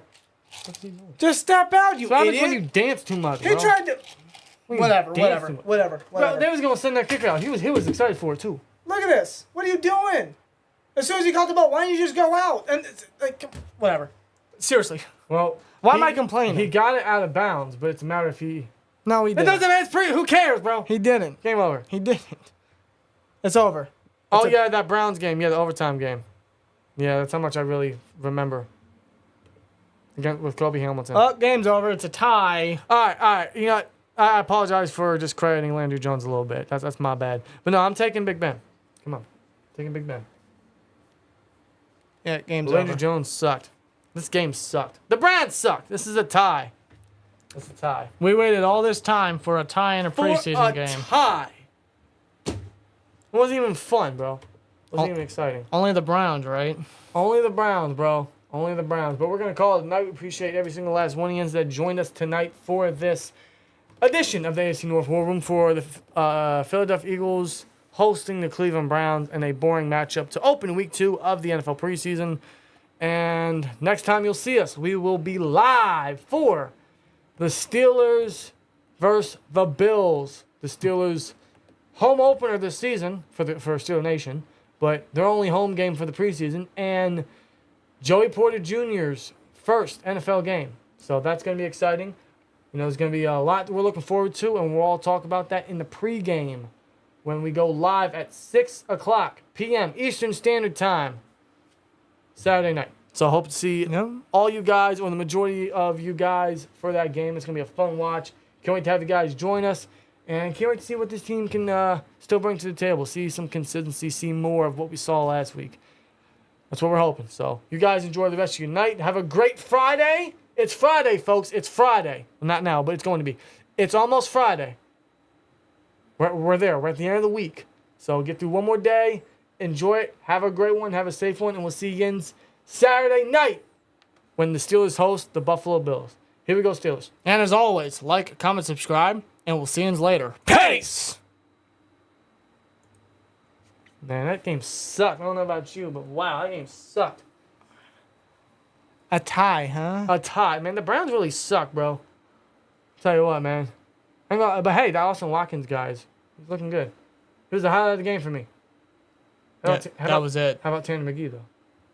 Yeah, he had some throws in there. Sure did. Oh, but this game sucked. This game really sucked.